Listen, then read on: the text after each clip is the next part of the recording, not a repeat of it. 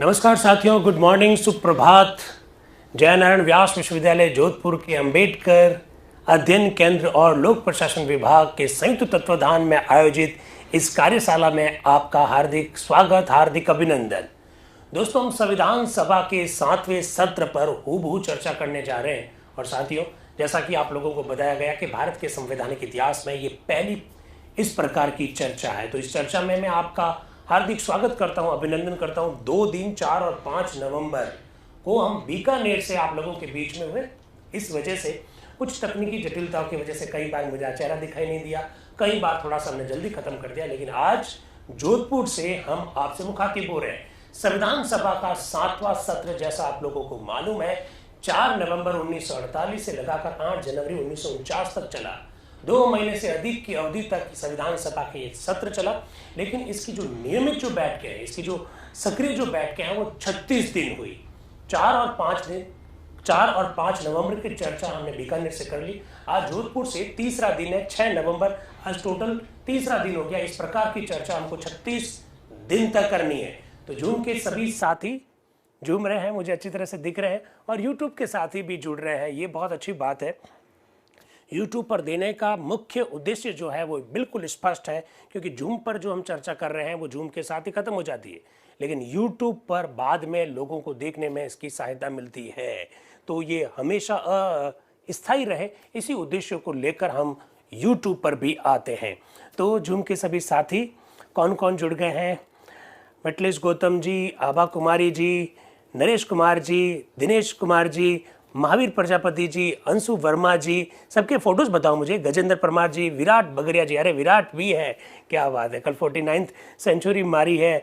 नरपत जलवानिया जी, गजेंद्र जी, Samsung वालों अपना नाम तो चेंज करिए। संगीता बहादुर जी, बेबी जी, शारदा चौधरी जी, शुभम रांका जी, क्या बात है, बहुत सारे मित्र जुड़े।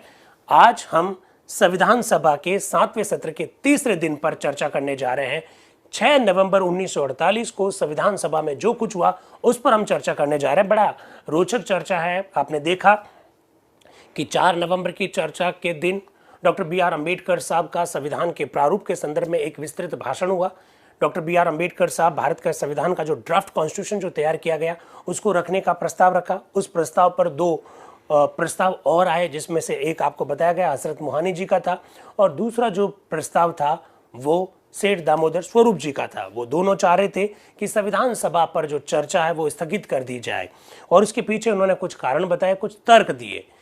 उन्हीं पर संविधान सभा के एक एक सदस्य अपने विचार व्यक्त कर रहे हैं। Doctor B R. अम्बेडकर साहब ने जो प्रस्ताव रखा उस पर भी, हजरत मोहानी साहब ने और शेष दामोदर स्वरूप जी ने जो प्रस्ताव रखा उस पर भी संविधान सभा के सदस्यों के द्वारा विचार रखे जा रहे हैं। मेरे यूट्यूब के जो साथी हैं वो थोड़ा सा ध्यान से सुने। आजकल प्रतियोगी परीक्षा में कई इस प्रकार के प्रश्न आने लगे जो संविधान सभा से हूबहू पूछे जा रहे हैं।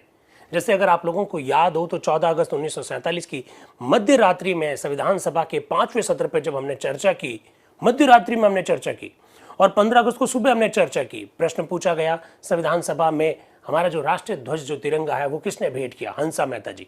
तो इस प्रकार के प्रश्नों के जवाब इसी प्रकार की चर्चा में मिलेंगे। तो आज चर्चा हम शुरू करें। यूट्यूब के सभी साथियों बिल्कुल सुप्रभात, मैंने कह दिया, अब अपने को दूसरे में समय व्यक्त नहीं करना है। जरा देखिएगा, आज तो मुझे लग रहा है सब कुछ आपको स्पष्ट दिखाई दे रहा होगा। देखिए, उस दिन वहां शनिवार है, हमारे यहाँ पर सोमवार है, उस दिन वहां शनिवार है। अच्छा, उस दिन वहां शनिवार है, इसका मतलब उस दिन 7 नवंबर को क्या होगा? रविवार होगा। और 7 नवंबर को रविवार है तो उस दिन संविधान सभा की बैठक नहीं होगी, अर्थात कल संविधान सभा की बैठक नहीं होगी। अर्थात इसका मतलब यह भी है कि कल हम इस ऑनलाइन कार्यशाला में नहीं जुड़ेंगे, परसों से जुड़ेंगे, क्योंकि कल वहां रविवार है तो हमारे यहां पर भी छुट्टी रखनी है हमको। तो जरा देखिएगा, शनिवार 6 नवंबर 1948 भारतीय विधान परिषद के वाद विवाद की सरकारी रिपोर्ट हिंदी संस्करण, जैसा हम आपको हमेशा से बताते रहे, संविधान के मसौदे पर चर्चा, ये आज का विषय है। आगे जरा देखिएगा, भारतीय विधान परिषद, अच्छा आपको मैंने ये कई बार बताया है, वो विधान परिषद शब्द का प्रयोग कर रहे हैं। संविधान सभा के लिए विधान परिषद शब्द का प्रयोग है कि बैठक प्रातः 10 बजे शुरू हो रही है, कॉन्स्टिट्यूशन हॉल में शुरू हो रही है, और डॉक्टर एच.सी. मुखर्जी अध्यक्ष के पद पर है। मुझे ये मेरा फोटो भी दिखा दीजिएगा। डॉक्टर एच.सी. मुखर्जी अध्यक्ष के पद पर है, यानी अभी डॉक्टर राजेंद्र प्रसाद उसकी अध्यक्षता नहीं कर रहे हैं, ये भी पता होना चाहिए। विधान के मसौदे से संबंधित प्रस्ताव अरुण चंद्र गुहा जी जो है वो पश्चिम बंगाल से हैं और वो इस पर अपने कुछ विचार रखना चाह रहे हैं। जरा देखिएगा, मोटी मोटी बात मैं आपके सामने रख रहा हूं, और मोटी मोटी बात मोटी मोटी किताबों से, ये बात आपको बता रखी है। इस किताब को जरूर ध्यान रखिएगा। ये संविधान सभा की हूबहू बहस है, सरकारी दस्तावेज है, सरकारी रिपोर्ट है, इसमें कोई इफ और बट नहीं है, इसकी प्रमाणिकता पर किसी भी प्रकार का कोई संदेह नहीं है। लोकसभा सचिवालय द्वारा प्रकाशित ये पुस्तक है। इस पुस्तक को पढ़ने के बाद, ऐसी खूब सारी और भी पुस्तकें हैं, इन पुस्तकों को पढ़ने के बाद संविधान सभा के सदस्य क्या सोचते थे, क्या विचार रखते थे, वो सब कुछ जान सकते हैं। तो ऐसी ही पुस्तकों पर हम लगातार चर्चा कर रहे हैं। आपको बताया गया 2 ऐसी पुस्तकों पर हम चर्चा कर चुके हैं। ये तीसरी पुस्तक खोल दी गई है और संविधान सभा का 7वां सत्र प्रारंभ हो गया। यही मैं पुस्तक अपने पास ही रखता हूं हमेशा। तो अरुण चंद्र गुहा जी क्या कह रहे हैं? उपाध्यक्ष महोदय, हम स्वतंत्र भारत के प्रथम संविधान को अंतिम रूप देने के लिए यहाँ एकत्रित हुए हैं। ये हमारे जीवन का बहुत ही महत्वपूर्ण काल है और इस समय मुझे बरबस अतीत काल का स्मरण हो जाता है, जबकि हमने अनेक कष्ट झेले और एक संग्राम में संलग्न रहे। क्या गजब की बात कही है।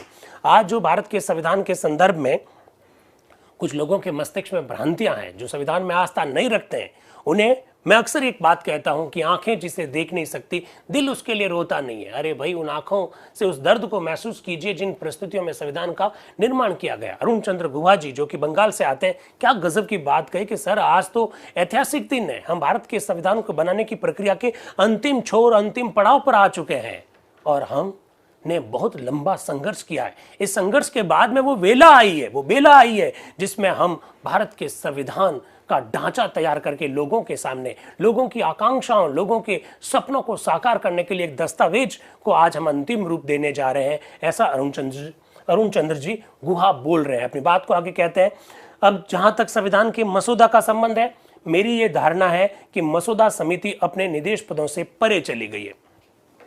दोस्तों, एक बहुत महत्वपूर्ण बात जो पिछले 2 दिन से सामने आ रही है, संविधान सभा के कुछ सदस्यों ने यह कहा कि मसौदा समिति को जो काम सौंपा गया, मसौदा समिति की जो सीमाएं निर्धारित की गई, मसौदा समिति का जो क्षेत्राधिकार था, उससे वो परे चले गए। बहुत सारे ऐसे मुद्दे थे जो मसौदा कमेटी को नहीं दिए गए थे, इसके बावजूद भी मसौदा समिति ने उनके ऊपर विचार कर लिया। अरुण चंद्र गुहा जी भी ऐसी ही बात कह रहे हैं। वो कह रहे हैं कि मसौदा समिति जो दिए गए जो निर्देश थे, उससे बाहर चली गई है। मेरे विचार से सारे संविधान में ऐसी बातें जो उन मुख्य सिद्धांतों से परे हैं जिन्हें की संविधान सभा ने निश्चित किया था। संविधान के सारे मसौदों में कहीं पर भी कांग्रेस के दृष्टिकोण का, गांधीवादी सामाजिक और राजनीतिक दृष्टिकोण का पता नहीं। अब देखिएगा, गजब की एक बात आ रही है मित्रों। आप सब लोग जानते हैं कि संविधान सभा में कांग्रेस का भारी बहुमत था, इसमें कोई दो राय नहीं है। लेकिन हमारी वर्तमान की कांग्रेस और उस समय की कांग्रेस में अंतर है। उस कांग्रेस में कई लोग ऐसे संविधान सभा के मेंबर्स बन के आए थे जो कांग्रेस से जुड़े हुए नहीं थे। खुद डॉक्टर BR अम्बेडकर साहब का कांग्रेस के साथ किसी प्रकार का कोई संबंध नहीं था। इसी प्रकार से माननीय श्यामा प्रसाद जी मुखर्जी जो है, वो भी कांग्रेस से जुड़े हुए नहीं थे। लेकिन ये सब लोग कांग्रेस के टिकट से ही संविधान सभा के मेंबर बने थे, इसमें कोई दो राय नहीं है। एक आलोचना अक्सर हम लोग ये देखते हैं कि संविधान का निर्माण कांग्रेस ने किया। इवन ग्रेनविल ऑस्टिन अपनी पुस्तक Indian constitution corner stone of the nation में भी इस आलोचना का जवाब देते हुए दिखाई देते हैं। तो क्या यह संविधान कांग्रेस ने बनाया? क्या इस संविधान में सारे लोग जो मेंबर्स थे संविधान सभा के वो कांग्रेसी थे, इसलिए उसका ऊपर जो प्रभाव है वो कांग्रेस का? ये एक बहुत बड़ी आलोचना के रूप में हमको अक्सर सुनने को मिलता है। अरुण चंद्र गुहा जी क्या कह रहे हैं? अरुण चंद्र गुहा जी खुद संविधान सभा के मेंबर हैं। 6 नवंबर 1948 को वो कह रहे हैं कि साहब, ये क्या मसौदा कॉन्स्टिट्यूशन बना दिया आपने? ड्राफ्ट कॉन्स्टिट्यूशन जो बनाया उसमें तो कांग्रेस के कोई कार्यक्रमों का आपने उल्लेख ही नहीं किया। जरा देखिएगा वो क्या कह रहे हैं। संविधान के सारे मसौदे में कहीं पर भी कांग्रेस के दृष्टिकोण का, गांधीवादी सामाजिक और राजनीतिक दृष्टिकोण का पता ही नहीं है। विद्वान डॉक्टर अंबेडकर ने अपने लंबे और विद्वतापूर्ण भाषण में कहीं भी गांधी जी या कांग्रेस का उल्लेख नहीं किया है। यह कोई आश्चर्य की बात नहीं है, क्योंकि मेरे विचार से सारे संविधान में कांग्रेस की आदर्श की तथा कांग्रेस की विचारधारा की उपेक्षा है। संविधान हम केवल इस उद्देश्य से नहीं बना रहे हैं कि एक राजनीतिक ढांचा तैयार किया जाए या केवल शासन प्रबंध की व्यवस्था तैयार की जाए, बल्कि इसलिए कि वह राष्ट्र के भविष्य के लिए सामाजिक और आर्थिक आधार पर प्रमाणित हो। अरुण चंद्र गुहा जी कह रहे हैं कि डॉक्टर अंबेडकर साहब ने अपना जो ड्राफ्ट कॉन्स्टिट्यूशन जो तैयार किया है उसमें कहीं पर भी ना तो गांधीवादी विचारधारा का उल्लेख मिलता है और नहीं पर नहीं कहीं पर कांग्रेस की विचारधारा का उल्लेख मिलता है, ऐसा वो कह रहे हैं अरुण चंद्र गुहा जी खुद संविधान सभा के एक मेंबर के रूप में। आगे आने वाले समय में आप ये भी देखेंगे कुछ लोग कहेंगे कि सब कुछ कांग्रेस ने ही बना दिया, तो सारी बातें अपने को पता होना चाहिए। तो बगराम जी, आपके वहां पर क्या इतनी सर्दी पड़ने लग गई है कि कंबल ओढ़ कर ही बैठे हैं आप? ये गजब। अच्छा, गंगानगर हनुमानगढ़ में तो सर्दी पड़ी रही होगी इतनी। बिल्कुल, मैं भी 2 दिन बीकानेरी था, वहां जोधपुर की तुलना में सर्दी ज्यादा है। तो आगे वो क्या बोल रहे हैं जरा देखिएगा। जहां तक मूल अधिकारों का संबंध है, मैं डॉक्टर अंबेडकर जैसे विद्वान प्रोफेसर की विद्वता और योग्यता को स्वीकार करता हूं, और मेरी ये धारणा है कि संविधान का मसौदा उन्हीं के कार्य कौशल का परिचायक है। परंतु अपने प्रारंभिक भाषण में उन्होंने एक प्रकार से आध्यात्मिक विषयों को ही उठाया। उन्होंने एक नए शब्द का प्रयोग किया है। श्रीमान, मेरे विचार से संसार में कोई भी ऐसा अधिकार नहीं है जिसे निरपेक्ष कहा जाए। प्रत्येक अधिकार के लिए कुछ सीमाएं, कर्तव्य पालन आवश्यक है। देखिए दोस्तों, एक बहुत महत्वपूर्ण बात बताना चाह रहा हूं।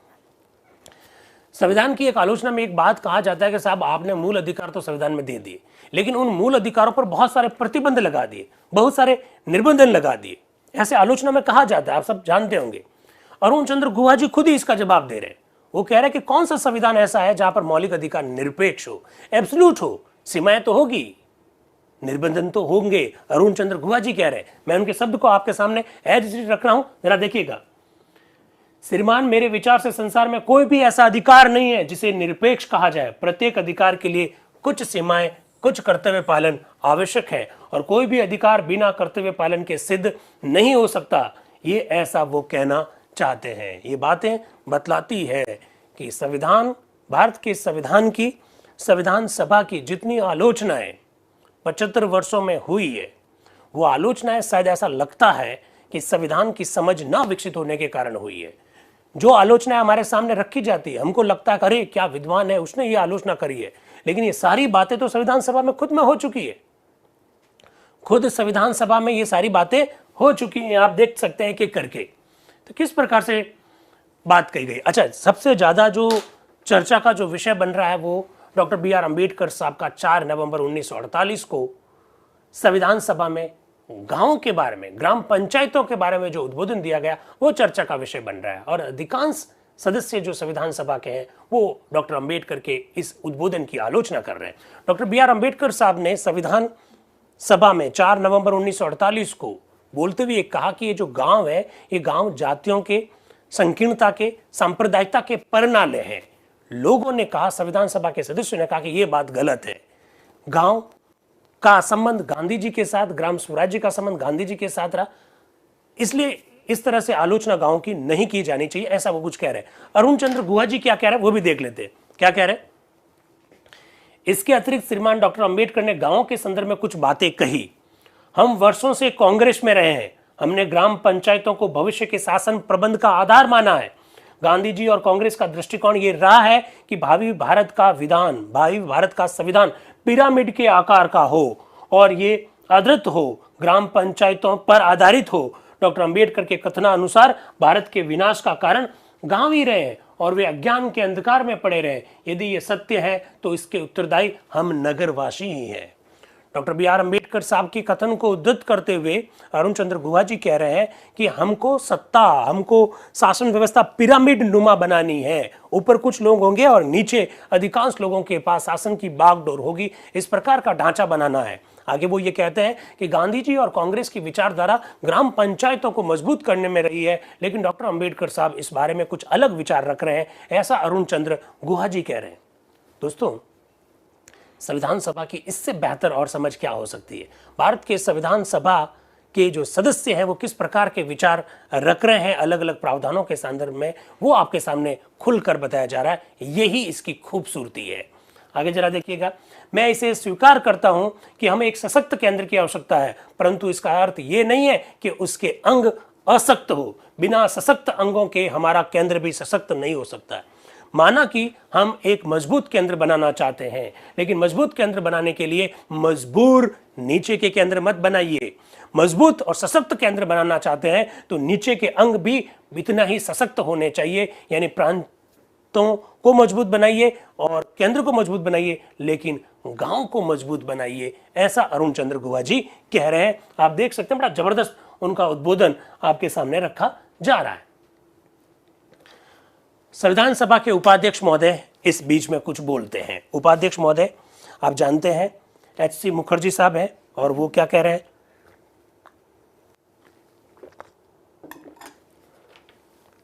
हाँ सुरेंद्र जी, इनको कुछ प्रॉब्लम है तो आप जवाब दे दीजिए अगर हाँ आवाज़ में प्रॉब्लम है या वीडियो में प्रॉब्लम है तो आप खुद ही जूम पर जवाब दे दीजिए, क्योंकि हमारे जो यूट्यूब के जो साथी हैं उनको तो बिल्कुल बात आवाज़ सुनाई दे रही है। कह रहे हैं कि हमारा संविधान कहीं लचीला है तो कहीं कठोर। इस पर भी बात करेंगे आज, हाँ इस पर भी बात करेंगे, कहीं पर लचीला है कहीं पर कठोर कैसे, उस पर बात करेंगे अभी। चलिए आगे चलते हैं। उपाध्यक्ष महोदय क्या कह रहे हैं। इसके पूर्व, इससे पहले कि मैं किसी दूसरे सदस्य को उद्बोधन के लिए बुलाऊं, थोड़ा टाइम पीरियड का ध्यान रखो यार। वो ऐसा ही कहेंगे, कितना लंबा बोलेंगे, इतना सारे मेंबर्स बोलने वाले हैं तो थोड़ा टाइम पीरियड का ध्यान रखें। वो क्या कह रहे हैं। इसके पूर्व मैं दूसरे सदस्य महोदय से सभा के सम्मुख बोलने के लिए कहूं, मेरे पास 40 पर्चियां आ चुकी है, मेरे पास 40 पर्चियां आ चुकी है, बोलने वालों की लिस्ट आ चुकी है। यह विषय इतना तात्कालिक और महत्वपूर्ण है कि मेरी तो यह इच्छा है कि संविधान के मसौदे पर मत प्रकट करने का अवसर प्रत्येक सदस्य को दिया जाए। इसलिए क्या मैं वक्ताओं से यह अनुरोध कर सकता हूं कि भाई 10 मिनट तक ही बोले। वो कह रहे 40 पर्चियां मेरे पास आई है, लेकिन मेरी बड़ी दिली तमन्ना है कि संविधान सभा का हर सदस्य इस मसौदा पर बात करे। लेकिन अगर हर सदस्य बात करेगा तो मैं 10 मिनट से ज़्यादा बोल नहीं पाऊंगा, ऐसा 10 मिनट से ज़्यादा वक्त दे नहीं पाऊंगा, ऐसा वो उपाध्यक्ष महोदय कह रहे हैं। आगे क्या होता है। इसी बीच में टी प्रकाशम जो कि मद्रास से है वो क्या कह रहे हैं जरा देखिएगा। श्रीमान, यह संविधान का मसौदा जिसे कार्यवाहक माननीय डॉक्टर अंबेडकर ने उपस्थित किया एक वृहत दस्तावेज है। उन्होंने तथा उनके साथियों ने इसे तैयार करने में वास्तव में बहुत कष्ट उठाया होगा। मेरे माननीय मित्र श्री टी कृष्णमाचारी ने अपने भाषण में बताया कि समिति से 5 से 6 सदस्यों के निकल जाने और रिक्त स्थानों की पूर्ति नहीं होने से माननीय डॉक्टर अंबेडकर को किस कठिनाई का सामना करना पड़ा। मैं इस अधिवेशन में इसी आशा से बराबर उपस्थित रहा हूं कि यह संविधान ऐसा होगा जिसमें उन लोगों की आकांक्षाओं और इच्छाओं की पूर्ति होगी जिन्होंने 30 वर्ष तक स्वतंत्रता की लड़ाइयां लड़ी है। प्रकाशम साहब कह रहे हैं कि कल जिस तरह से टी कृष्णमाचारी जी ने अपने उद्बोधन के दौरान बताया कि प्रारूप समिति को काम करते समय किन दिक्कतों का सामना करना पड़ा और वो सारी दिक्कतों का सामना अकेले व्यक्ति डॉक्टर B.R. अम्बेडकर ने किया, तो डॉक्टर अंबेडकर साहब ने किन कठिनाइयों को महसूस करते हुए इसका मसौदा तैयार किया होगा, इसकी मैं कल्पना कर सकता हूं। टी प्रकाशम साहब ऐसा कह रहे हैं जो कि मद्रास से आ रहे हैं। फिर वो कह रहे हैं कि 30 वर्षों से हमारी जो लंबी लड़ाई हुई है, उस लंबी लड़ाई के बाद अब हमारे पास ऐसा एक मौका आया है कि जब हम भारत के संविधान का निर्माण का कार्य कर सके, उसके यज्ञ में अपनी आहुति दे सके, ऐसा वो कुछ कह रहे हैं। श्रीमान, प्रस्तावना देकर मुझे यही आशा थी कि सब कुछ यथाक्रम ठीक चलेगा और ऐसा विधान बनेगा, ऐसा संविधान बनेगा जिससे हमारे करोड़ों लोगों को खाना और कपड़ा मिलेगा और इस देश के सभी लोगों को शिक्षा और सुरक्षा उपलब्ध होगी। परंतु श्रीमान, मुझे तथा मेरी विचारधारा के कुछ अन्य लोगों को यह देखकर अत्यंत निराशा हुई कि इस मसौदे में एक विषय के उपरांत दूसरा विषय इस प्रकार उठाया गया है कि हमारे लिए यह समझना बहुत ही कठिन हो गया है कि इसमें हमारी स्थिति क्या है, हमारे देश की स्थिति क्या है, लोगों की स्थिति क्या है। जब यह संविधान कानून का रूप धारण करेगा तो इससे उनको क्या फायदा होगा। वो ये कह रहे हैं, कौन, टी प्रकाशम साहब, कि मुझे बड़ी उम्मीद थी कि प्रस्तावना में कुछ वैसी बातें जोड़ी जाएगी जिससे कि लोगों को रोजगार मिलेगा, लोगों को भोजन का अधिकार मिलेगा, ये सब बातें होगी। लेकिन इसको देखने के बाद अब मेरे मस्तिष्क में एक प्रश्न है कि इस देश की स्थिति क्या होगी, लोगों की स्थिति क्या होगी, ये स्पष्ट नहीं हो पाया। ऐसा टी प्रकाशम साहब अपने उद्बोधन में कह रहे हैं। फिर वो आते हैं ग्राम पंचायतों पर। ग्राम पंचायतों पर अगर देखा जाए तो डॉक्टर B.R. अम्बेडकर साहब का जो 4 नवंबर का जो उद्बोधन है, उसके बाद में अगले 2-3 दिन तक संविधान सभा में जो चर्चा है वो ग्राम पंचायतों के इर्द गिर्द ही नजर आती। टी प्रकाशम साहब क्या कह रहे हैं जरा देखिएगा। वो कह रहे हैं, माननीय डॉक्टर अंबेडकर के प्रति सब प्रकार से आदर भाव रखते हुए भी मुझे ये कहना ही चाहिए कि वे अपने को उन लोगों की स्थिति में नहीं रख सके जो 30 वर्ष तक इस देश की स्वतंत्रता की लड़ाई लड़ते रहे। उन्होंने एक ही वाक्य लिखकर ग्राम पंचायत प्रणाली को निंदित घोषित कर दिया। उन्होंने अंग्रेजों के पुराने समय के एक बड़े आदमी श्री मैटकॉफ का और ग्राम पंचायतों के उनके इस वर्णन का संकेत किया कि चाहे चोटी पर सरकार का जो कुछ भी हाल रहा हो, चाहे कोई आया कोई गया, इससे कोई मतलब नहीं है। और वे स्थित रही और चलती रही। डॉक्टर अंबेडकर को इस विषय पर इस प्रकार का विचार नहीं करना चाहिए था, ऐसा टी प्रकाशम साहब कह रहे हैं। वो कह रहे हैं कि ग्राम पंचायतों के बारे में डॉक्टर BR अम्बेडकर साहब ने जो कुछ कहा, उनको ये विचार व्यक्त नहीं करने चाहिए थे। वो कह रहे हैं निसंदेह जब इस देश में बाहर से आए हुए कई शासकों के अत्याचार से ग्राम पंचायतें निष्प्राण हो गई थी, तो हम इस गति को प्राप्त हो गए थे, किंतु उनका अनेक प्रकार से दमन होते हुए भी वे जीवित रही है। इसलिए ग्राम पंचायतों को बनाइए, ग्राम पंचायतों को इस तरह से उनका निंदा मत कीजिए, ऐसा टी प्रकाशम साहब कहना चाह रहे हैं। वो यहां तक कहते हैं आज मैं एक क्षण के लिए भी इसका समर्थन नहीं कर सकता हूं कि ग्राम पंचायतों का वो रूप हो जिसका वर्णन मेटकॉफ ने अपने समय की स्थिति के अनुसार किया है। एक्चुअली में डॉक्टर BR अम्बेडकर साहब ने जब ग्राम पंचायतों के बारे में विचार अपने 4 नवंबर 1948 को रखे थे, तब उन्होंने मेटकाफ का चर्चा की थी कि मेटकाफ ने गांवों की स्थिति और ग्राम पंचायतों का बड़ा विध्वंसक वर्णन किया, तो आप उनसे प्रेरणा मत लीजिए, ग्राम पंचायतों का कुछ और भी भूमिका रही है, ऐसा वो कहना चाह रहे हैं। तो इस तरह से बात को आगे बढ़ा रहे हैं। आप देख सकते हैं टी प्रकाशम साहब का सेंटेंस किस तरह से ग्राम पंचायतों को लेकर उन्होंने जो बात कही वो आपके सामने रखा। फिर वो आगे क्या कह रहे हैं, वो एक्चुअली में डॉक्टर अंबेडकर साहब से इस बात को लेकर भी नाराज है कि उन्होंने गांधी और कांग्रेस की नीतियों को मसौदा कॉन्स्टिट्यूशन में शामिल नहीं किया। तो जो लोग ये कहते हैं कि भारत का संविधान कांग्रेस की उपज है, जो लोग ये कहते हैं कि भारत का संविधान पर कांग्रेस के कार्यक्रमों की छाप है, या जो लोग ये कहते हैं कि भारत का संविधान कांग्रेस के द्वारा बनाया गया संविधान है, उसमें अरुण चंद्र गुहा के बाद में टी प्रकाशम साहब क्या कह रहे हैं जरा सुनिएगा। टी प्रकाशम साहब कह रहे हैं हमारी अपनी प्रणाली थी और हमारी प्रणाली भी है जिसे महात्मा गांधी ने प्रयुक्त किया और 30 वर्ष तक सफलता से चलाया। इस प्रकार का संविधान का मसौदा मेरी समझ से बाहर है। मैं डॉक्टर BR अम्बेडकर से अपील करता हूं, मैं केवल उन्हीं को दोष नहीं देता हूं। डॉक्टर अम्बेडकर 30 वर्ष तक रण क्षेत्र में नहीं रहे, उन्होंने इस प्रकार से किसी प्रकार का महत्व नहीं समझा। वे अपने जीवन भर गांधी और कांग्रेस की सारी प्रणाली और कार्यक्रमों पर आघात करते रहे। अब वो कह रहे हैं कि डॉक्टर BR अम्बेडकर तो गांधी जी के बड़े कटु आलोचक रहे, कांग्रेस के बड़े आलोचक रहे, तो उनका जो मसौदा कॉन्स्टिट्यूशन जो बना है वो उसी तरह का बनेगा जिसमें कांग्रेस नहीं होगी, उसमें गांधी नहीं होंगे। जब ऐसी बात कहते हैं तो उपाध्यक्ष महोदय प्लीज सावधान हो जाइए, मतलब आप इस प्रकार के शब्दों का प्रयोग नहीं कर सकते हैं। उपाध्यक्ष महोदय रोक रहे हैं, देखिए मैं आपके सामने रख रहा हूं, उपाध्यक्ष महोदय क्या कह रहे हैं, सावधान, मतलब आप ऐसा मत बोलिए।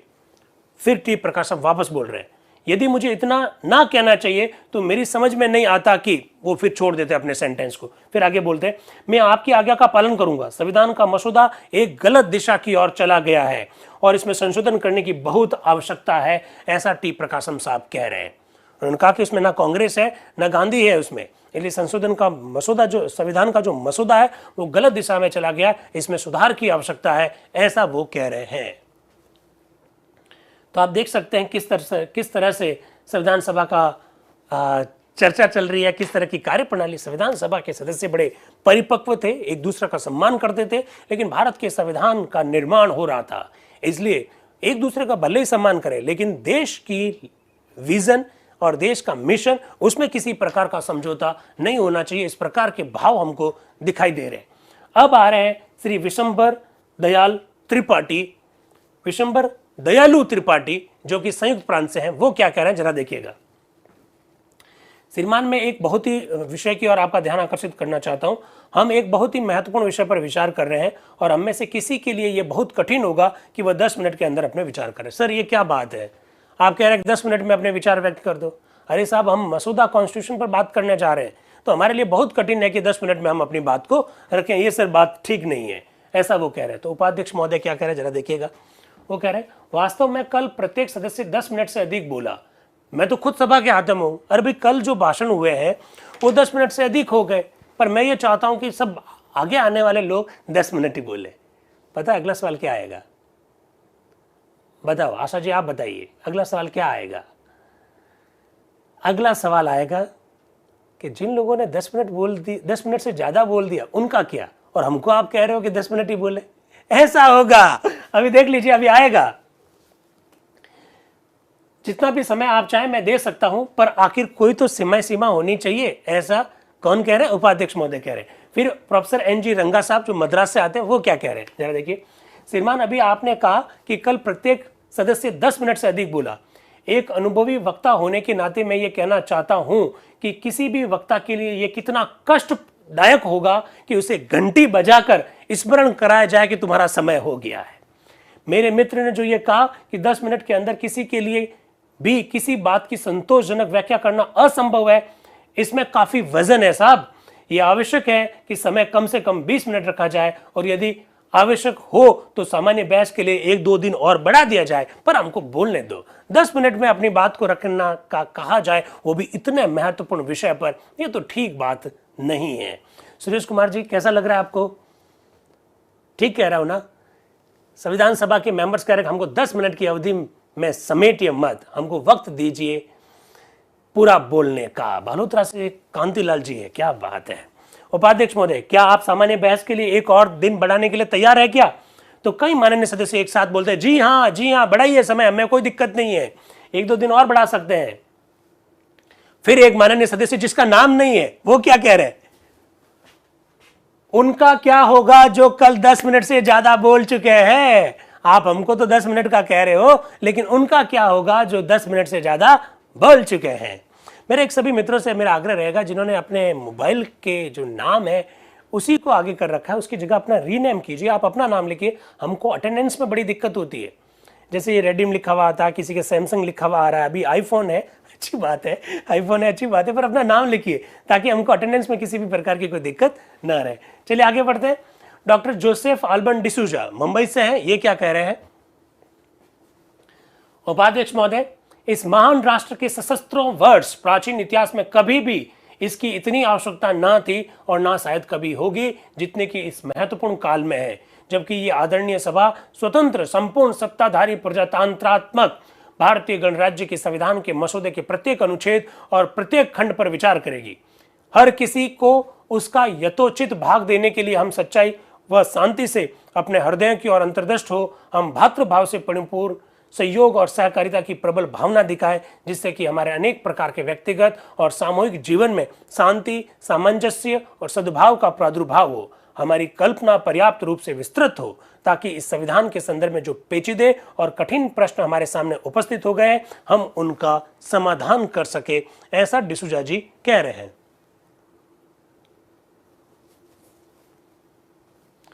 चलिए, फिर उन्होंने कहा कि कई सदस्यों ने, लगभग प्रत्येक सदस्य ने जो मुझसे पहले बोल चुके हैं, ये स्वीकार किया है कि संविधान का मसौदा एक सर्वोत्कृष्ट रचना है।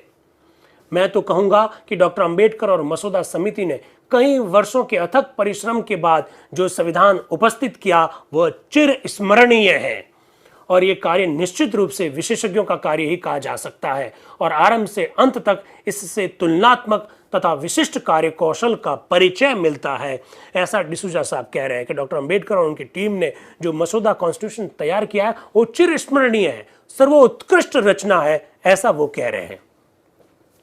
फिर वो कह रहे हैं, इस आदरणीय सभा में जिस संविधान को माननीय प्रस्तावक महोदय ने एक व्रत ग्रंथ कहकर लक्षित किया है और यह भी कहा है कि संसार के सभी संविधानों से इसका आकार प्रकार व्रत है, क्योंकि इसमें अनुच्छेद 315 है। आप लोग जानते हैं दोस्तों, भारत का संविधान जब बना था तो अनुच्छेदों की संख्या 395 थी, जानते हैं ना आप लोग।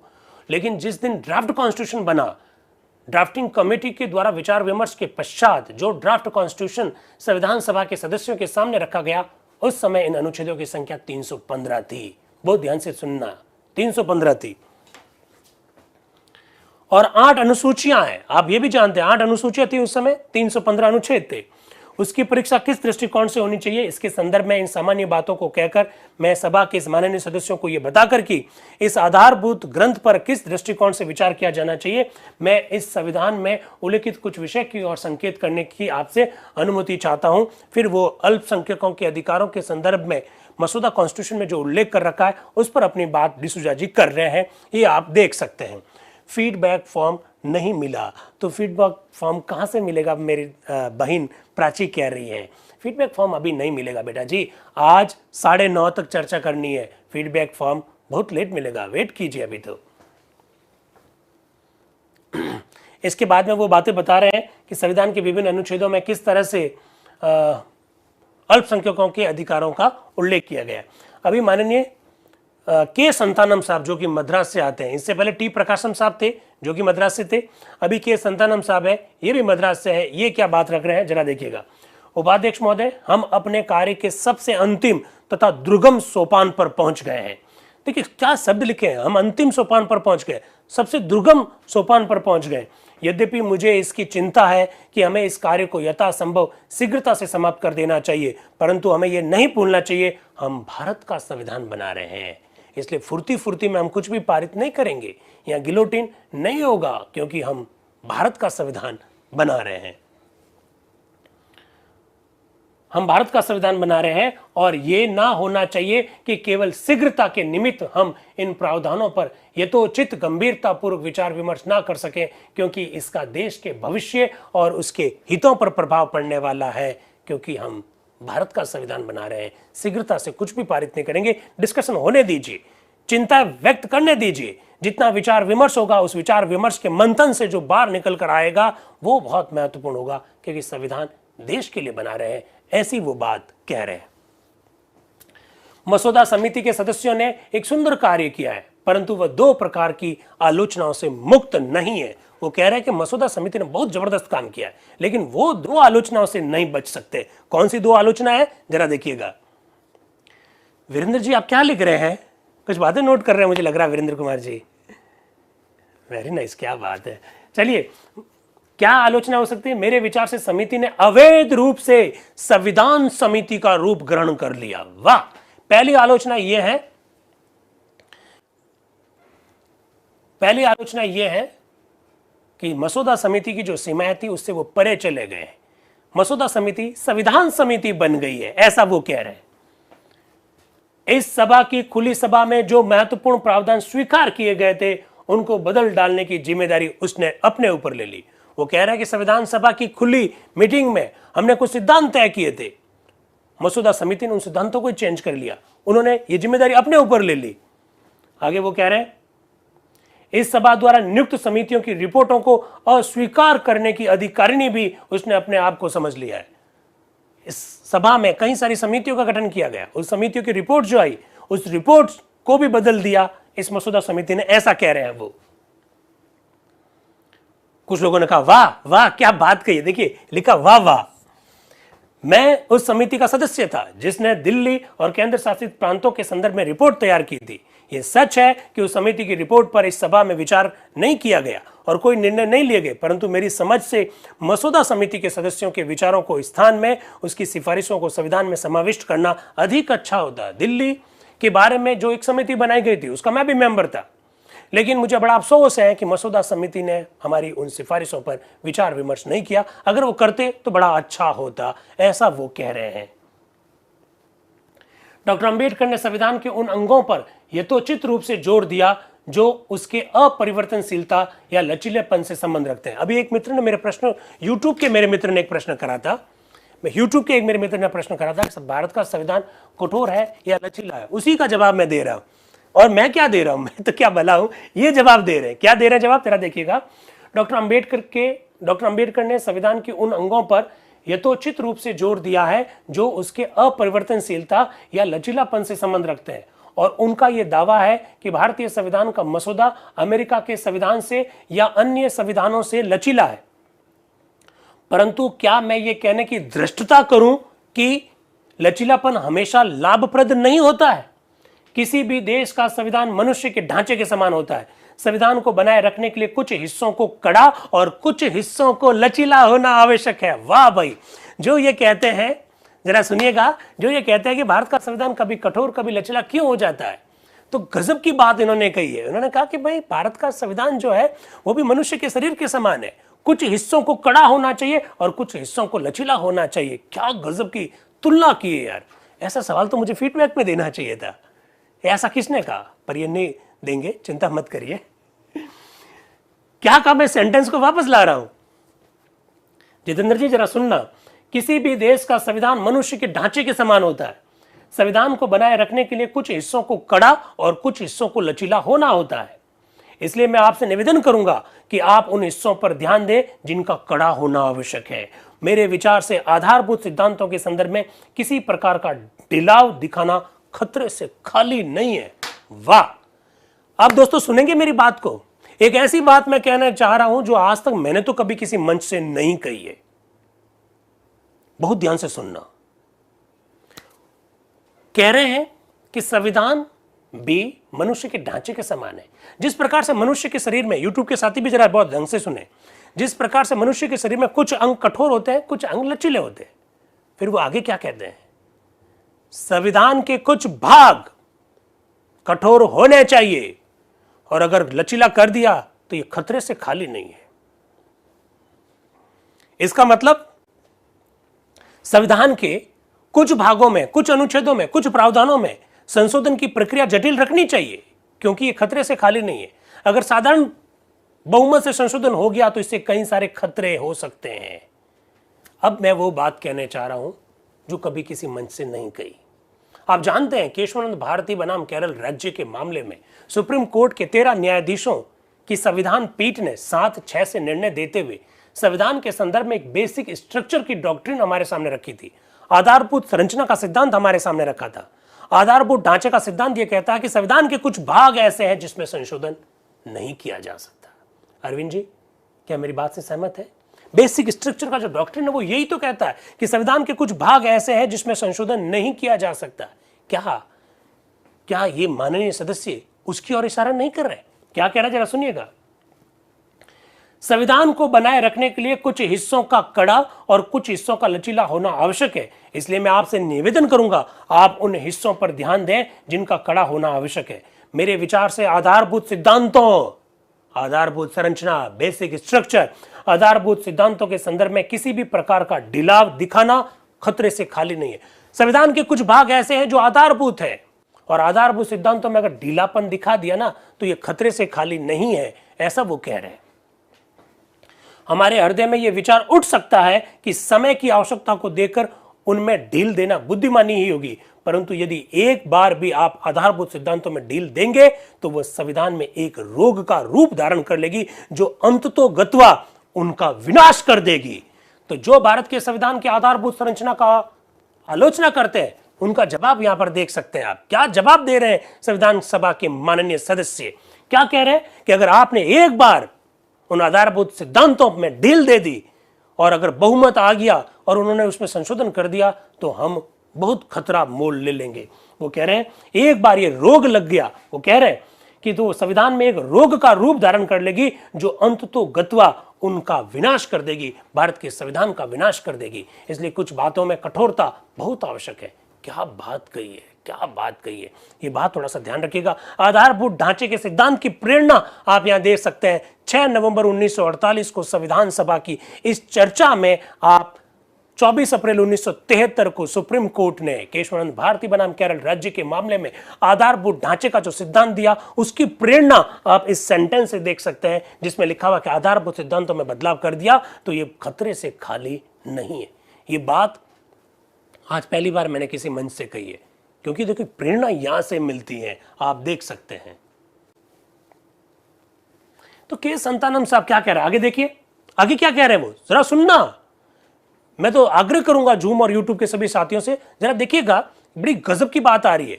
हम अक्सर ये कहते हैं कि बेसिक स्ट्रक्चर क्या है क्या नहीं है, तो जवाब जरा देखिएगा। के संतानम साहब मद्रास से क्या कह रहे हैं?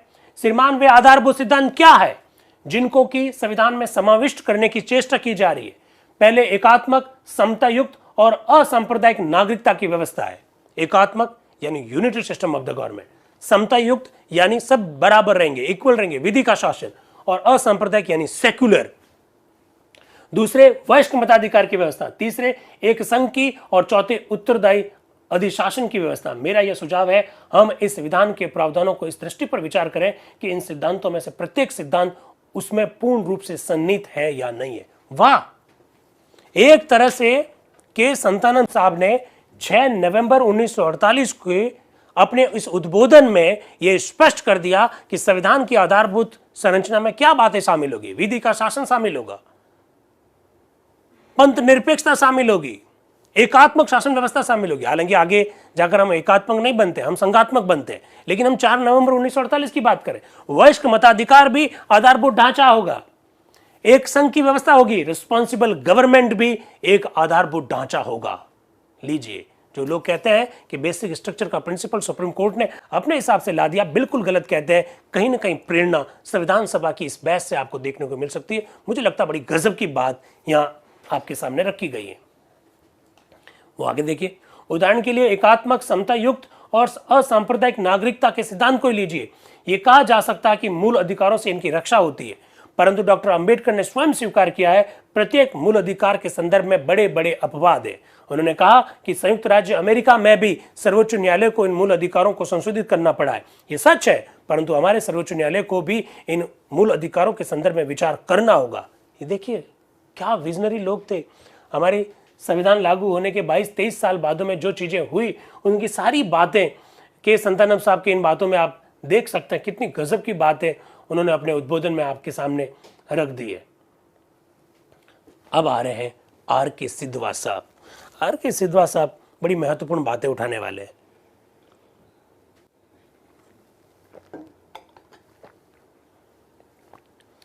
तो YouTube के साथियों कैसा लग रहा है? संविधान सभा की ये बहस एक अवसर है। इस प्रकार की बहस आपको कहीं देखने को नहीं मिलेगी। संविधान सभा की बहस इन किताबों में छिपी हुई है। इन किताबों के पढ़ने का हमारे पास कहाँ वक्त होगा। तो इस प्रकार का एक अवसर मिला है, हमारा जयनारायण व्यास विश्वविद्यालय जोधपुर ये अवसर दे रहा है कि हम जो अभिजातीय वर्ग का जो दस्तावेज बन गया है, संविधान कुछ लोगों के ज्ञान का प्रतीक बन गया है, उसको जन जन तक ले जाना है। संविधान निर्माताओं की भावना को ढंग से समझना है। तो इस प्रकार की बहस का हिस्सा बनना चाहिए। इससे हमें संविधान के संदर्भ में परिपक्वता आएगी, हमारी मैच्योरिटी बढ़ेगी, हमारा नॉलेज बढ़ेगा, लिटरेसी बढ़ेगी और अल्टीमेटली कुल मिलाकर देश का भला होगा, ऐसा मैं कहना चाहता हूँ। हमारे एक मित्र कह रहे हैं हमारे संविधान में कुछ सुधार की जरूरत है बिना किसी को ठेस पहुंचाए।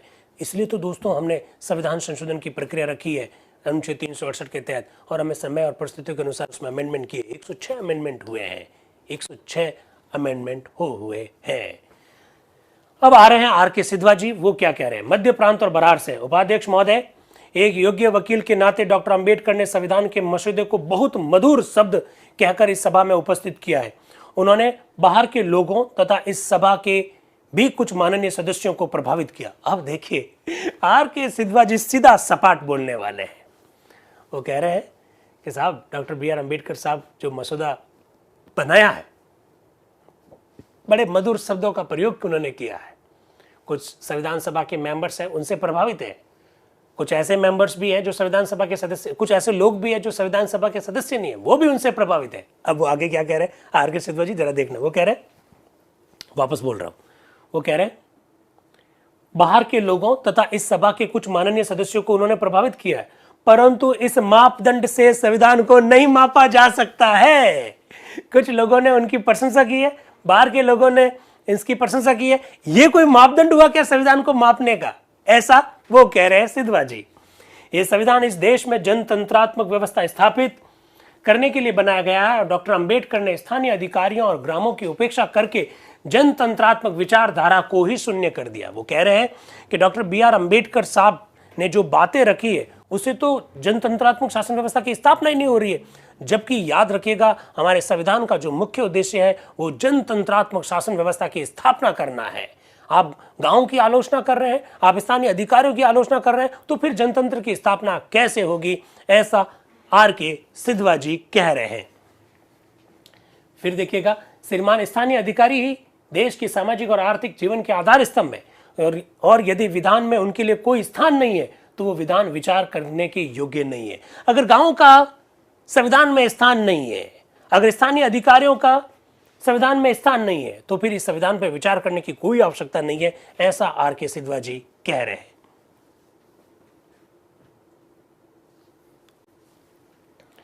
आप देख सकते हैं बड़ा जबरदस्त बात उनके द्वारा कही जा रही है और आर के सिद्धवा जी खासकर ग्राम पंचायतों की जो आलोचना की गई है उसको लेकर वो संतुष्ट नहीं है। वो कह रहे हैं कि आप केंद्र पर सुधार कर देंगे लेकिन नीचे जो व्यवस्था है उसमें अगर सुधार नहीं होगा तो कोई मतलब नहीं है। इसलिए अगर आप जनतंत्र की स्थापना करना चाहते हैं, जनतंत्रात्मक शासन की स्थापना करना चाहते हैं, तो आपको नीचे के जो जितने भी जो हमारे संस्थाएं हैं उसको भी मजबूत करना होगा। ऐसा आर के सिद्धवा जी अपनी बात में कहते हुए आपको दिखाई दे रहे हैं। फिर वो कह रहे हैं कि जहां तक मूल अधिकारों का संदर्भ है, मैं नहीं जानता कि इस समिति को इस सभा के सर्वसम्मत निर्णय को उलट देने का अधिकार था या नहीं। मैं इसे स्वीकार करता हूं कि इस उप समिति को सिफारिशें करने का अधिकार है, और मैं ये भी स्वीकार करता हूं ये भी सिफारिशें ही हैं। परंतु जब एक आधारभूत विषय के संदर्भ में मौलिक अधिकारों के एक आधारभूत सिद्धांत के बारे में सभा ने पूर्ण रूप से विचार कर लिया, तो मेरे विचार से इन सिफारिशों को करने में भी उसने अपने अधिकार सीमा का उल्लंघन किया। वो ये कहना चाह रहे हैं कि मसूदा समिति को जो काम नहीं करना था वो भी उन्होंने काम कर लिया। मौलिक अधिकारों के संदर्भ में हम लोगों ने जो कुछ भी तय किया था उसका उन्होंने उल्लेख नहीं किया, ऐसा वो कह रहे हैं। तो आगे बढ़ते हैं। मतलब बड़े तीखे भाषण आ रहे हैं। संविधान संदर्भ में जो बातें कही जा रही है उस बारे में R.K. सिद्धवा जी बोल रहे हैं, लगातार बोल रहे हैं। और इसके बाद में संयुक्त राज्य ग्वालियर इंदौर मालवा के श्री राम सहाय जी है, वो भी बोलना चाह रहे हैं, वो बोल रहे हैं। मैं ये बात हाउस के सामने रख देना चाहता हूँ कि स्टेट की जनता बिल्कुल इस बात को इत्तेफाक रखती है कि सेंटर को मजबूत होना चाहिए, और वो इस तरह से हर प्रकार के सेंटर को मजबूत बनाने के साथ में है, ऐसा राम सहाय जी अपने उद्बोधन में कह रहे हैं। फिर वो डॉक्टर B.R. अम्बेडकर के लिए कह रहे हैं कि ऑनरेबल डॉक्टर अम्बेडकर साहब ये चाहते हैं कि स्टेट्स में जो कॉन्स्टिट्यूएंट असेंबली बन रही है वह न बने। आप लोग जानते हैं साथियों, शुरुआत में स्टेट्स के लिए भी कॉन्स्टिट्यूएंट असेंबली करने की बात कही गई थी। तो डॉक्टर अम्बेडकर ने कहा कि स्टेट लेवल पर इस प्रकार की किसी भी कॉन्स्टिट्यूएंट असेंबली की अलग से कोई आवश्यकता नहीं है। ये बात भी आपको ध्यान में रखनी है। अब आ गए हैं श्री जय नारायण व्यास, जय नारायण जी व्यास, जिनके नाम से हमारा विश्वविद्यालय जय नारायण व्यास विश्वविद्यालय जोधपुर की उस धरती से ही मैं आपसे मुखातिब हो रहा हूँ। जय नारायण व्यास जी हमारे संविधान सभा के एक सदस्य थे, हमारे स्वतंत्रता सेनानी थे। जोधपुर में जो प्रजामंडल स्थापित किया उनमें उनका बहुत बड़ा योगदान रहा। संविधान सभा में जय नारायण जी व्यास क्या कह रहे हैं, जो कि जोधपुर से हैं, राजस्थान से हैं। जरा देखिएगा। वाइस प्रेसिडेंट साहब डॉक्टर अम्बेडकर और उनके साथियों ने जो मसौदा कॉन्स्टिट्यूशन का हमारे सामने रखा है, उनमें जो परिश्रम किया है उसके लिए उनको और उनके दूसरे साथियों को और टाइपिस्ट और कॉपिस्ट सबको धन्यवाद देना पड़ेगा। ये बड़ा भारी मसविदा है और इसमें सारी बातें आई है, लेकिन जैसा कि आमतौर पर इंसानी मसविदों में हुआ करता है, इस मसविदा में भी बहुत सारी कमियां रह गई है। खास तौर से स्टेट नाम डालकर स्टेट की परिभाषा को लेकर बड़ा कंफ्यूजन है। दोस्तों, आप लोगों को 2 दिन से ये बताया जा रहा है कि स्टेट शब्द को लेकर बड़ा भारी कंफ्यूजन है। आप जानते हैं भारतीय संविधान का वर्तमान का अनुच्छेद जो 12 है वो स्टेट शब्द की व्याख्या करता है। आप ये भी जानते हैं कि नीति निर्देशक तत्व भाग 4 के अंतर्गत 36 जो अनुच्छेद है उसमें भी स्टेट के बारे में कहा गया। फिर आप ये भी जानते हैं कि हमारे जो राज्य है उनके लिए भी स्टेट शब्द का प्रयोग किया गया। तो डॉक्टर B.R. अम्बेडकर साहब ने जो संविधान का मसौदा रखा उसमें जिस तरह से स्टेट शब्द का उल्लेख किया गया उसको लेकर व्यास जी प्रश्न लगा रहे हैं। वो कह रहे हैं कि स्टेट क्या है, रियासतें भी स्टेट है, स्टेट भी स्टेट है, प्रोविंसेस भी स्टेट है, अनुच्छेद 12 जो कि आज का है उसमें भी स्टेट है। तो स्टेट की परिभाषा को लेकर बड़ा कंफ्यूजन है, ऐसा वो कहना चाह रहे हैं। कौन? जय नारायण जी व्यास, जो कि जोधपुर से है, राजस्थान से है। और मुझे लगता है कि आज संविधान सभा में जितने सदस्यों ने विचार रखे उसमें शायद जय नारायण जी व्यास जोधपुर के एकमात्र, राजस्थान के एकमात्र व्यक्ति है।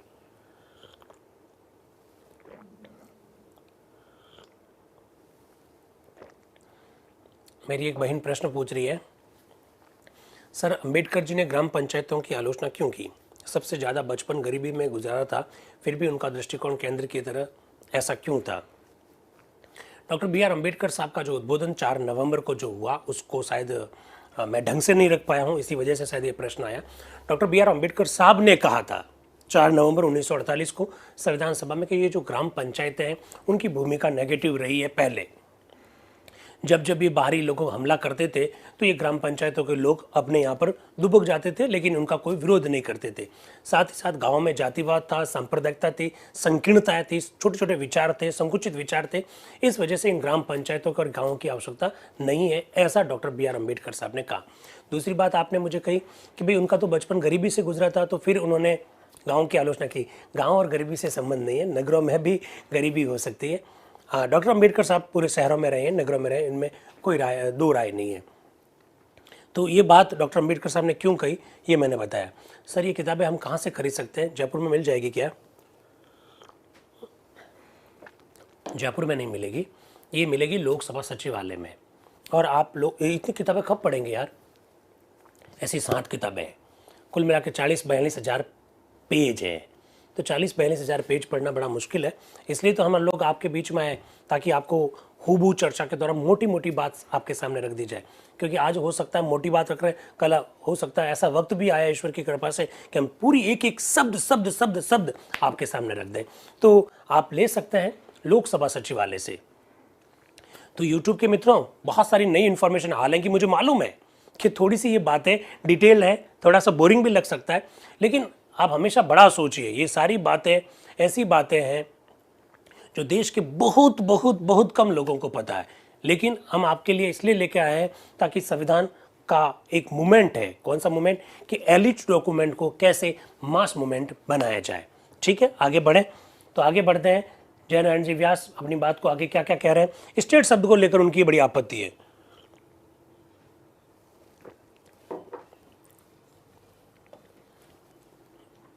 एक्चुअली में स्टेट रियासतों के लिए भी प्रयुक्त किया जा रहा था, प्रांतों के लिए भी प्रयुक्त किया जा रहा था। तो उन्होंने कहा आप सबको एक जैसा कैसे कर सकते हैं, थोड़ा सा इसको क्लियर कीजिए। वो ऐसा कहना चाह रहे हैं व्यास जी। फिर वो कह रहे हैं कि भाई हमारे प्रोविंसेस जो होंगे उसके क्या पावर्स होंगे, इसके बारे में भी थोड़ा क्लियर कीजिए, ऐसा वो कहना चाह रहे हैं। तो ये जयनारायण जी व्यास हैं जो विचार रख रहे हैं संविधान सभा में, और उनकी बातों को मैंने आपके सामने रखा। व्यास जी के बाद में एक और व्यक्ति आए हैं, मध्य प्रांत और बरार से हैं, जो कि BA मांडलोई उनका नाम है। वो डॉक्टर BR अम्बेडकर साहब और संविधान के मसौदा के बारे में क्या कह रहे हैं जरा आप देख लीजिएगा। उपाध्यक्ष महोदय, मसौदा समिति के सभापति डॉक्टर अम्बेडकर ने बहुत ही स्पष्ट भाषण में संविधान के मसौदे की मुख्य बातों की व्याख्या की है। जो प्रश्न उठाए गए अर्थात शासन का स्वरूप क्या हो, देश का संविधान कैसा हो, उनके संदर्भ में उन्होंने बताया कि वह संघीय शासन है और उनके साथ में एक सशक्त केंद्र है तथा वह संसदात्मक शासन व्यवस्था भी है जिसमें एक ही न्यायाधीश वर्ग है और आधारभूत कानूनों के संदर्भ में एक रूपता है। इस प्रकार की बात BA मांडलोई जी, जो कि आप देख सकते हैं मध्य प्रांत से, वो अपने विचारों को रखते हुए कह रहे थे। फिर वो कह रहे कि साहब बहुत सारी अच्छी बातें हैं लेकिन कुछ बातें छूट गई है। देखिए, ये जो संविधान सभा का जो 7वां सत्र है ना, मैं आपको एक बात बिल्कुल क्लियर करना चाहता हूँ कि नवंबर 6 है डेट, वर्ष है 1948। उन्हें संविधान सभा के मेंबर्स को ये आइडिया नहीं था कि संविधान पूरा जो है 26 जनवरी 50 को लागू होगा। उनको ये आइडिया नहीं था। वो 6 नवंबर को जब चर्चा कर रहे हैं तो उनको यही लग रहा कि महीने 2 महीने में हम संविधान को कंप्लीट कर देंगे।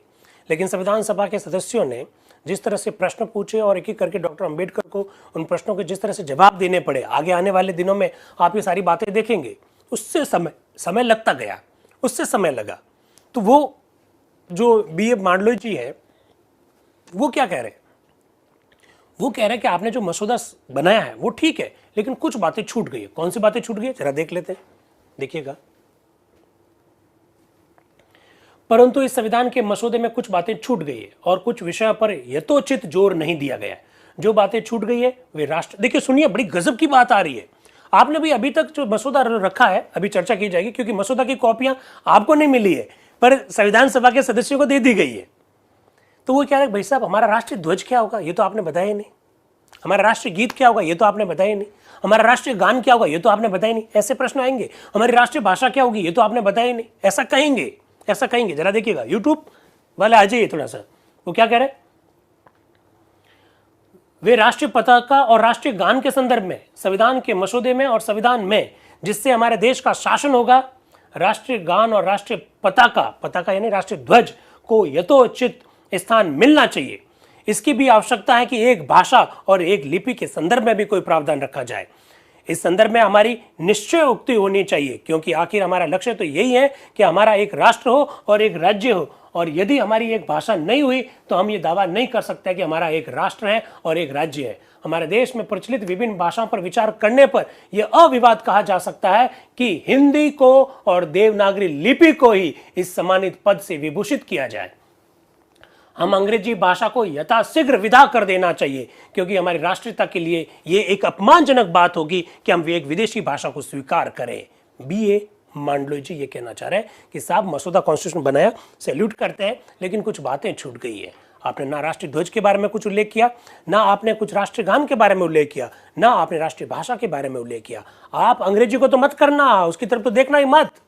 अंग्रेजी एक विदेशी भाषा है और विदेशी भाषा को अगर ग्रहण कर लिया तो ये हमारे लिए एक अपमानजनक भाषा होगी, एक अपमानजनक स्थिति होगी। और अगर आप राष्ट्रीय भाषा को नहीं बना रहे हैं तो फिर राष्ट्र और देश की बात ही मत करिए, ऐसा वो कहना चाह रहे हैं। ठीक है, तो आप देख सकते हैं किस प्रकार से बात कह रहे हैं। फिर वो कह रहे हैं, यद्यपि हमने केंद्र को काफी शक्तिशाली बनाने का प्रयत्न किया है, परंतु मैं निवेदन करता हूं कि हमने प्रांतों की ओर यथोचित ध्यान नहीं दिया है। प्रांत आय व्यय असंपन्न होते हैं और प्रांत बराबर दरिद्रता से पीड़ित होते हैं। वो कुल मिलाकर ये कहना चाह रहे हैं कि प्रांतों को भी मजबूत कीजिए। एक मजबूत केंद्र की स्थापना क्यों कर रहे हैं? दोस्तों, पिछले 75 साल में हमने इस बात को कई बार महसूस किया, इस आलोचना को कई बार देखा, इस आलोचना को कई बार झेला कि भारत के संविधान जो है उसका झुकाव केंद्र की ओर है, यहाँ मजबूत केंद्र है। आगे आने वाले दिनों में आप देखेंगे डॉक्टर अंबेडकर साहब इसका जवाब देते हुए आपको दिखाई देंगे कि हमने एक मजबूत केंद्र की स्थापना क्यों की।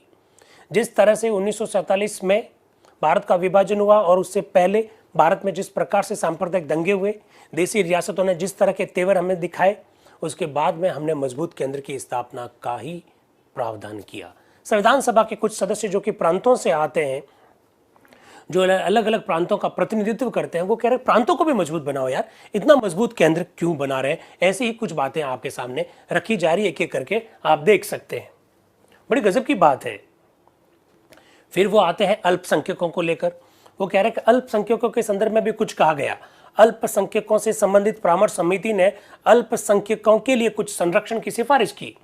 यद्यपि भविष्य के व्यवहार का आधार संयुक्त निर्वाचन प्रणाली होगा, परंतु इन संरक्षणों को प्रभावित किया गया। श्रीमान, मैं निवेदन करता हूं कि ये युग स्वेच्छा से समर्पण करने का है। अंग्रेजों ने 150 वर्ष तक अपने राज्य को स्थिर रखकर उसे स्वेच्छा से समर्पण कर दिया। यद्यपि कई वर्षों से कांग्रेस लड़ाई लड़ रही थी, फिर हमने देखा कि भारतीय राज्यों के नरेशों ने भी आत्मसमर्पण कर दिया। मुझे विश्वास है कि यदि अल्पसंख्यक अपने संरक्षणों को समर्पण कर दे तो उनकी स्थिति पहले से सुंदर और सशक्त हो जाएगी। वो कह रहे हैं कि अल्पसंख्यकों को इस प्रकार के प्रावधान करने की आवश्यकता नहीं है, वो समर्पण कर दें तो देश बड़ा सुंदर बन जाएगा, उनकी स्थिति भी बड़ी अच्छी हो जाएगी, ऐसा वो कहना चाह रहे हैं। तो आप देख सकते हैं अलग अलग मेंबर्स किस तरह से विचार रख रहे हैं। अब आ रहे हैं बालकृष्ण शर्मा जी। बालकृष्ण शर्मा जी को आपने 2 दिन पहले भी सुना था, क्या कह रहे हैं उनको भी जरा देखिएगा। संयुक्त प्रांत से उपाध्यक्ष महोदय, मेरे कई मित्रों ने यहां आकर इस संविधान के मसौदे के कार्यवाहक माननीय कानून मंत्री को बधाइयां दी है, और यदि मैं उन्हीं की भावना को व्यक्त करूं तो ये उसी बात की पुनरावृत्ति होगी। परंतु यदि मैं विद्वान कानून मंत्री को जिस स्पष्टता से उन्होंने विधान के मसौदे को हमारे विचारार्थ उपस्थित किया है उसके लिए विनय तथा आदरपूर्वक बधाई ना दूं तो मैं समझता हूं कि मैं अपने कर्तव्य से च्युत रहूंगा। उन्होंने कहा कि हमारे संविधान सभा के कई मेंबर्स आए और उन्होंने हमारे देश के विद्वान कानून मंत्री के लिए बहुत सारी बधाइयां दी, और अगर मैं भी इसी तरह से बधाई दूंगा तो पुनरावृत्ति होगी, लेकिन अगर मैं बधाई नहीं दूंगा तो मैं अपने कर्तव्य की पालना नहीं करूंगा, ऐसा उन्होंने कहा। भाई देखिए, डॉक्टर बी.आर. अम्बेडकर साहब का संविधान के निर्माण में बड़ा योगदान है, और जो लोग कहते हैं कि डॉक्टर बी.आर. अम्बेडकर साहब संविधान के जनक क्यों कह रहे हैं, इन सब के जवाब संविधान सभा खुद ही दिखाई दे रही है देते हुए। और देखिए, कई एक तो आरोप भी है, क्या आरोप है कि साहब संविधान सभा ने जो मोटे मोटे जो सिद्धांत तैयार किए थे, डॉक्टर अंबेडकर की अध्यक्षता वाली मसौदा समिति ने उसको पलट दिया। यह भी इस बात को साबित करता है कि संविधान के निर्माण में डॉक्टर बी.आर. अम्बेडकर साहब का बड़ा योगदान रहा है। समझने की आवश्यकता है। सब पता नहीं क्यों लोग इस बातों को समझ नहीं पाते। ये सब मैं या कोई और या कोई हमारी किताबें नहीं कह रही, संविधान सभा के सदस्य संविधान निर्माण के दौरान कह रहे, और वो कोई अंतिम दिन नहीं कह रहे, संविधान निर्माण के दौरान ही आपके सामने रखी जा रही है ताकि समझ में आए। आप हमेशा ध्यान रखिएगा, जिस व्यक्ति की अपने संविधान में आस्था नहीं है उसकी देश में भी आस्था नहीं है। और संविधान के कुछ प्रावधानों से अगर उसे कुछ प्रॉब्लम है तो पहली बात तो वो प्रावधान क्यों जोड़े गए वो परिस्थितियां देखी जानी चाहिए। ये परिस्थितियां आप यहां पर देख सकते हैं। दूसरी बात, हमारा संविधान में तो गतिशीलता है, गत्यात्मकता है। जो बातें हमारे मूल संविधान में नहीं थी वो आज हमारे संविधान में है। तो इसका सीधा सा मतलब है कि हमने संविधान को समय के अनुसार बदला है। 106 संविधान संशोधन किए हैं। मेरा बस इतना निवेदन आपसे है कि संविधान के मर्म को समझिए। संविधान के मर्म में किसी भी प्रकार का भ्रम पाला तो ये देश के लिए बड़ा खतरा हो जाएगा। इस बात को समझने की आवश्यकता है। मैं यही कहना चाह रहा हूं। आगे बढ़िएगा, आगे क्या कह रहे हैं। यहां कुछ मित्रों और आलोचकों ने संविधान के संदर्भ में कुछ आपत्तियां की है। एक आपत्ति जो कई मित्रों ने की है वह यह है कि हमारा संविधान बड़ा वृत हो गया है, बड़ा बड़ा हो गया है।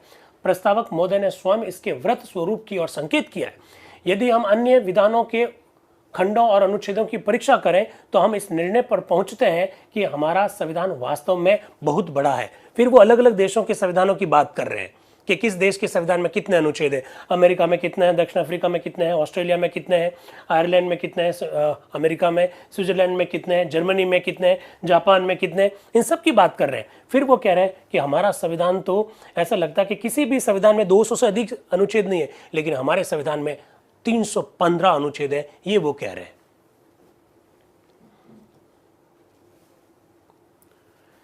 ठीक है, अब आगे जरा देखिए। आलोचकों ने हमारे संविधान के, ये क्या रिपीट हो गया? हाँ देखिए, अब गजब की बात है यार, गजब की बात है। अक्सर मुझसे भी ये प्रश्न पूछा जाता है और मैं भी यही जवाब देता हूं। वो कहते हैं संविधान बड़ा क्यों बनाया, बताओ आप। तो मैं कहता हूं भाई, हमारे भारत में विभिन्न लोग रहते हैं, विभिन्न प्रकार के लोग रहते हैं, विभिन्न वर्गों के लोग रहते हैं, विभिन्न विचारधाराओं के लोग रहते हैं। बालकृष्ण शर्मा जी क्या कह रहे हैं जरा देखिएगा, उनकी बात को समझिएगा और फिर भारत के संविधान के संदर्भ में जो कुछ लोगों की कथातथित जो आलोचना है उनका जवाब देने में आप खुद सक्षम हो जाएंगे। जरा देखिएगा क्या कह रहे हैं। आलोचकों ने हमारे संविधान के वृद्धाकार के संदर्भ में बहुत कुछ कहा, परंतु हमें यह नहीं भूलना चाहिए कि हमारा देश बहुत बड़ा है और यहाँ 33 करोड़ लोग बसते हैं और हम संसार के मनुष्यों के लगभग 5वें भाग के लिए संविधान बना रहे। क्या बात कर रहे हो? हम संविधान किसके लिए बना रहे हैं? 33 करोड़ की जनसंख्या वाला देश है और दुनिया में रहने वाला हर 5वां व्यक्ति भारतीय है। हम उन लोगों के लिए संविधान बना रहे हैं और छोटे छोटे देशों के संविधान की तुलना हमारे संविधान के साथ कर रहे हैं। ऑस्ट्रेलिया के संविधान में इतनी धारा है और भारतीय संविधान में इतनी धारा है। अरे भाई, हर साल ऑस्ट्रेलिया जितनी जनसंख्या हमारे भारत में बढ़ जाती है। ये मैं नहीं कह रहा हूं, ये संविधान सभा के एक सदस्य बालकृष्ण शर्मा जी कह रहे हैं। वो क्या कह रहे हैं? परंतु हमें यह नहीं भूलना चाहिए कि हमारा देश बहुत बड़ा है और यहाँ की 33 करोड़ लोग बसते हैं और हम संसार के मनुष्यों के लगभग 5वें भाग के लिए संविधान बना रहे हैं। इसलिए यह कोई आश्चर्य की बात नहीं है कि हमारा संविधान बहुत बड़ा हो। केवल यही बात नहीं, हम ऐसे लोगों के लिए संविधान बना रहे हैं जिनके लिए अभी तक किसी देश ने संविधान नहीं बनाया है। अरे भाई, हमारे देश में पहली बार संविधान बनने जा रहा है और हम किन लोगों के लिए संविधान बना रहे हैं जिनके लिए आज तक संविधान नहीं बना, तो बड़ा तो होगा ही, ऐसा वो कह रहे हैं। फिर वो क्या कह रहे हैं? किंतु साथ ही हमें विभिन्न प्रकार के प्रश्नों को भी हल करना है। हमको जाति के प्रश्नों को हल करना है, हमको सांप्रदायिकता के प्रश्नों को हल करना है, हमको भाषा के प्रश्नों को हल करना है। हम कुछ लोग आगे बढ़ गए हैं, उनके प्रश्नों को हल करना है। कुछ लोगों के पास जमीनें ज्यादा है, उनके प्रश्नों को हल करना है। कुछ लोग भूमिहीन है, उनकी समस्याओं का हल करना है। तो जब इतने सारे लोगों की इतनी प्रकार की समस्याओं का जब हमें हल करना है तो संविधान बड़ा होगा ही, ऐसा बालकृष्ण शर्मा जी कह रहे हैं। मैं नहीं कह रहा हूं, बालकृष्ण शर्मा जी कह रहे हैं। फिर आगे क्या कह रहे हैं? इसके अतिरिक्त हमने अपने संविधान में एक ऐसी व्यवहार प्रथा प्रविष्ट करने का प्रयत्न किया जिससे संघ शासन की अपरिवर्तनशीलता और एकात्मक शासन की स्वेच्छारिता का निराकरण हो। वो कह रहे हैं हम संघात्मक और एकात्मक शासन व्यवस्था का मिक्सअप रूप लाने चाह रहे हैं, तो कुछ बातों में तो हमको स्पष्टीकरण देना पड़ेगा। संघ शासन और एकात्मक शासन यानी संघात्मक शासन और एकात्मक शासन के बीच सामंजस्य उत्पन्न करने में हमें कई अनुच्छेदों को स्थान देना पड़ा। वाह भाई वाह! अगर हमारा देश पूर्णतया एकात्मक होता, अगर हमारा देश अमेरिका की तरह पूर्णतः संघात्मक होता तो सीधी सी एक लाइन लिख देते। लोग कहते हैं ना कि Bharat federal system of the government वाला देश है, तो पर लिखा हुआ तो नहीं है। क्यों ऐसा? दिनेश कुमार जी सही कह रहा हूं? ओम प्रकाश जी आप बताइए। सुरेश जी, अक्सर ये कहा जाता है कि हम संघात्मक ढांचे का दावा करते हैं, पर संघात्मक ढांचे जैसा शब्द तो संविधान में लिखा हुआ ही नहीं है। उसका जवाब बालकृष्ण शर्मा जी ने दे लिया। वो क्या कह रहे हैं कि हमारे देश में एकात्मक शासन व्यवस्था और संघात्मक शासन व्यवस्था का मिश्रण अपनाया जा रहा है, इसलिए कुछ अतिरिक्त अनुच्छेद जोड़ने ही पड़ेंगे तो संविधान बड़ा होगा ही। क्या जवाब दिया भाई, क्या जवाब दिया! गजब का जवाब दिया। और किसने दिया? डॉक्टर बी आर अम्बेडकर साहब ने नहीं दिया, ये तो बालकृष्ण शर्मा जी ही दे रहे हैं। गजब की बात थी। श्रीमान जी, जैसा मैं कह चुका हूं, हमारे देश की अपनी अलग अलग समस्याएं हैं। संसार के किसी भी देश में हमारे देश के समान नरेश शासित राज्य नहीं है। अरे यार, हमारे यहाँ पर प्रिंसली स्टेट्स है, हमारे यहाँ पर बहुत देश का बड़ा भाग राजाओं के द्वारा शासित होता है। फिर वो कह रहे हैं, और इसमें कोई आश्चर्य की बात नहीं है कि इन सब बातों को आधुनिक जनतंत्रात्मक सिद्धांतों के अनुरूप बनाने के लिए हमारे संविधान का मसौदा बनाने वाले कुछ ही अनुच्छेद में सब कुछ ना रख सके हैं। अरे देसी रियासतें भी हैं, उन देसी रियासतों को भी लोकतंत्र के ढर्रे में लाना है, और लोकतंत्र के ढर्रे में लाओगे तो कुछ अतिरिक्त अनुच्छेद आपको जोड़ने ही पड़ेंगे, ऐसा डॉक्टर बी आर अम्बेडकर साहब कह रहे हैं, सॉरी, ऐसा बालकृष्ण शर्मा जी कह रहे हैं। क्या गजब की बात है। फिर वो खुद कह रहे हैं कि दूसरी आपत्ति क्या लगाई जा रही है कि हमने विभिन्न संविधानों के प्रावधानों का अक्षरश ले लिया। लो भाई, कहीं की ईंट कहीं का रोड़ा, भानुमति का कुनबा जोड़ा, हजरत मोहानी जी परसों कह कर गए थे। आपके प्रश्न भी था शायद मेरे हिसाब से फीडबैक में, कुछ लोगों ने कहा कि संविधान में ये ले लिया वो ले लिया। अक्सर मैं कभी कभी भाषण जब देने जाता हूं तो मुझसे भी युवा पीढ़ी के विद्यार्थी इस प्रकार के प्रश्न पूछते हैं कि साहब ये क्या है, संविधान में हमारा खुद का कुछ है ही नहीं। जवाब, बालकृष्ण शर्मा जी। दूसरी आपत्ति यह है कि हमने विभिन्न संविधानों के प्रावधानों को अक्षरश ले लिया और सोवियत रूप के संविधान पर हमने दृष्टिपात नहीं किया। जहां तक इस आपत्ति का संदर्भ है, मैं इस आदरणीय सभा का ध्यान हमारे देश और सोवियत रूस में कुछ प्रत्यक्ष, वास्तविक और आधारभूत अंतरों की ओर आकर्षित करना चाहता हूं। हमें यह नहीं भूलना चाहिए कि रूस का संविधान एक ही दल और रूस की साम्यवादी दल से पूरे 18 वर्षों के शासन के पश्चात अस्तित्व में आया।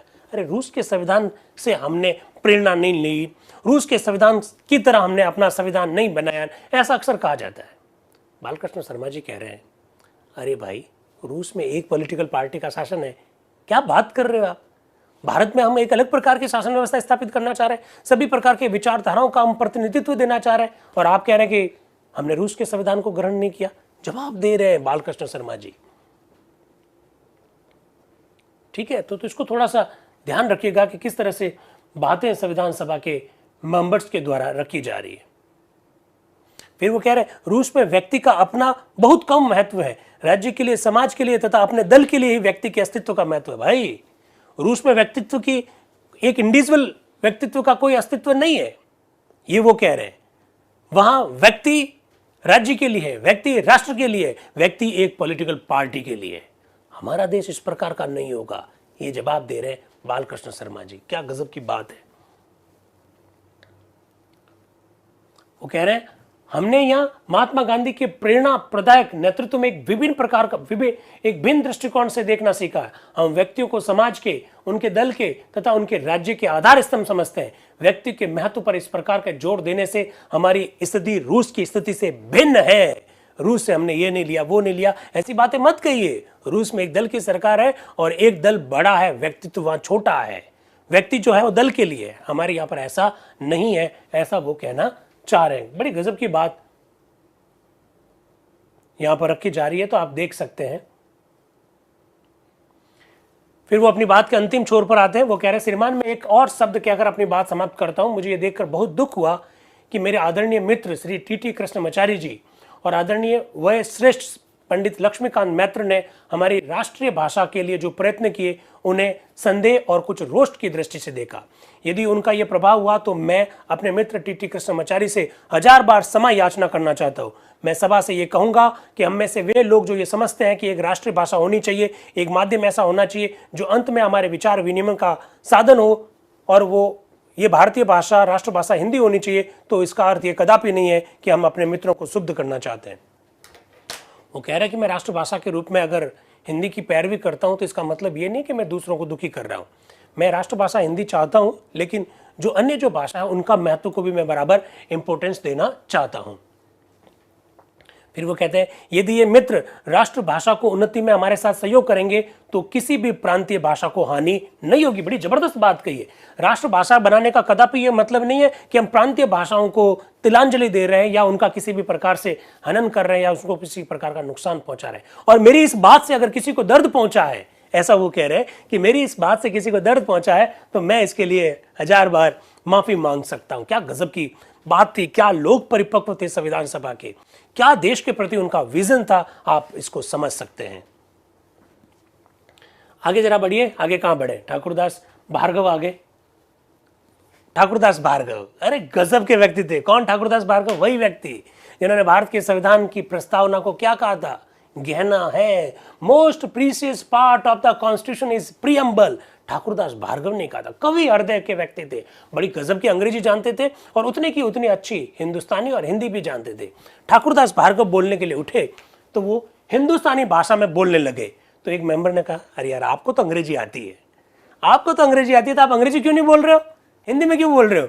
एस नागपा ऐसा कह रहे हैं। एस नागपा, श्रीमान क्या ये मैं प्रार्थना कर सकता हूं कि जो सदस्य अंग्रेजी में बोल सकते हैं वे अंग्रेजी में ही बोले? तो ठाकुरदास भार्गव क्या कह रहे हैं? चूंकि मेरे मित्र ये चाहते हैं कि मैं अंग्रेजी में बोलूं, इसलिए मैं इच्छाओं की पूर्ति नतमस्तक होकर करना चाहता हूं। यह सच है कि हिंदी बोलने में मुझे अधिक सुविधा होती है, परंतु साथ ही मैं यह भी चाहता हूं कि मेरी बातों को सभा के सभी सदस्य समझे, इसलिए मैं अंग्रेजी भाषा का प्रयोग करूंगा, ऐसा ठाकुरदास भार्गव कह रहे हैं। ऐसा नहीं है कि नहीं नहीं मैं बस अब अंग्रेजी नहीं बोलूंगा। नहीं नहीं, चूंकि सभा के सारे सदस्य अंग्रेजी भाषा जानते हैं, समझते हैं, तो मैं अंग्रेजी भाषा बोल लेता हूं। मैं ये चाहता हूं कि मेरी बात को अधिक से अधिक लोग समझे और इसके लिए मुझे अंग्रेजी बोलने की जरूरत है, मैं अंग्रेजी बोलूंगा। हालांकि मुझे हिंदी बोलने में ज्यादा सुविधा होती है, ऐसा ठाकुरदास जी भार्गव कह रहे हैं। ये है संविधान सभा के सदस्य। समझ सकते हैं आप। सर हिंदी और हिंदुस्तानी में क्या अंतर है? हिंदी तो हिंदी है, हिंदुस्तानी में हिंदी और उर्दू का मिक्सअप है, आप यूं समझ लीजिए। अब ठाकुरदास भार्गव ने बोलना शुरू किया। क्या बोला? श्रीमान, मसौदा समिति के कार्य के संदर्भ में इस सभा में जो प्रशंसा गान किया गया उसमें योगदान देने की मेरी भी इच्छा है, परंतु मैं निर्बाध रूप से ये न कर सकूंगा। जब मैं यहाँ कुछ मित्रों की शिकायतों को ध्यान में रखता हूं तो मेरी ये धारणा होती है कि मसौदा समिति ने वह सब कुछ नहीं किया जिसकी उनसे आशा की जाती थी। कुछ सदस्य अनुपस्थित थे, कुछ शामिल नहीं थे, कुछ ने काम पे पूरा ध्यान नहीं लगाया। आर्थिक प्रावधानों के संदर्भ में हम क्या देखते हैं? समिति के सदस्यों ने मुख्य प्रश्न की उपेक्षा की है और कुछ अन्य प्रश्नों को भी हल नहीं किया है। संविधान भारत की आत्मा का प्रतीक नहीं है। लो सुन लीजिए, बड़ी महत्वपूर्ण बात आ रही है भाई। ठाकुरदास भार्गव कह रहे हैं, मैं इसको कलर करके दिखाता हूं आपको। यह संविधान भारत की आत्मा का प्रतीक नहीं है, ठाकुरदास भार्गव कह रहे हैं। संविधान की प्रति को दिखाते हुए उन्होंने कहा, उन्होंने हाथ में लिया इससे ऐसे और कहा कि यह जो संविधान है वो भारत की आत्मा का प्रतीक नहीं है। क्यों कहा? आगे आएगा। इस कैमरा में गांव का स्वायत्त शासन प्रतिबंधित नहीं है और यह भारत के उस चित्र का सच्चा चित्रण नहीं कर सकता जिससे कई लोग चाहते हैं। मसौदा समिति के सदस्यों की बुद्धि गांधी जी की बुद्धि और उन लोगों की बुद्धि के समान नहीं थी जिनका यह विचार था कि भारत के असंख्य लोग इसमें प्रतिबंधित हो, परंतु जिस श्रम, उद्योग और योग्यता से डॉक्टर अंबेडकर ने इस संविधान पर विचार किया उसकी प्रशंसा किए बिना मैं नहीं रह सकता। उन्होंने इस सभा के सम्मुख जो भावना व्यक्त की उन सब से सहमत ना होते हुए भी मैं उन्हें उनके भाषण के लिए बधाई देता हूं। ठाकुरदास भार्गव साहब ऐसा कह रहे हैं। आगे जरा देखिएगा। श्रीमान, मेरे विचार से इस संविधान की आत्मा उसकी प्रस्तावना में है। वाह, भारत की संविधान की प्रस्तावना संविधान की आत्मा है, ये ठाकुरदास भार्गव ने भी कहा था। Preamble is a soul of the constitution of India. YouTube के साथ ही जरा देखिएगा। प्रस्तावना भारतीय संविधान की आत्मा, ये ठाकुरदास भार्गव ने कहा। आपके सामने सेंटेंस लेके आ गया हूं।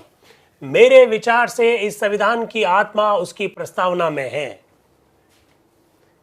और उसमें बंधुता शब्द जोड़ने के लिए मैं डॉक्टर अंबेडकर के प्रति सहर्ष कृतज्ञता प्रकट करता हूं। अब श्रीमान, मैं सारे संविधान की प्रस्तावना की कसौटी पर कसना चाहता हूं।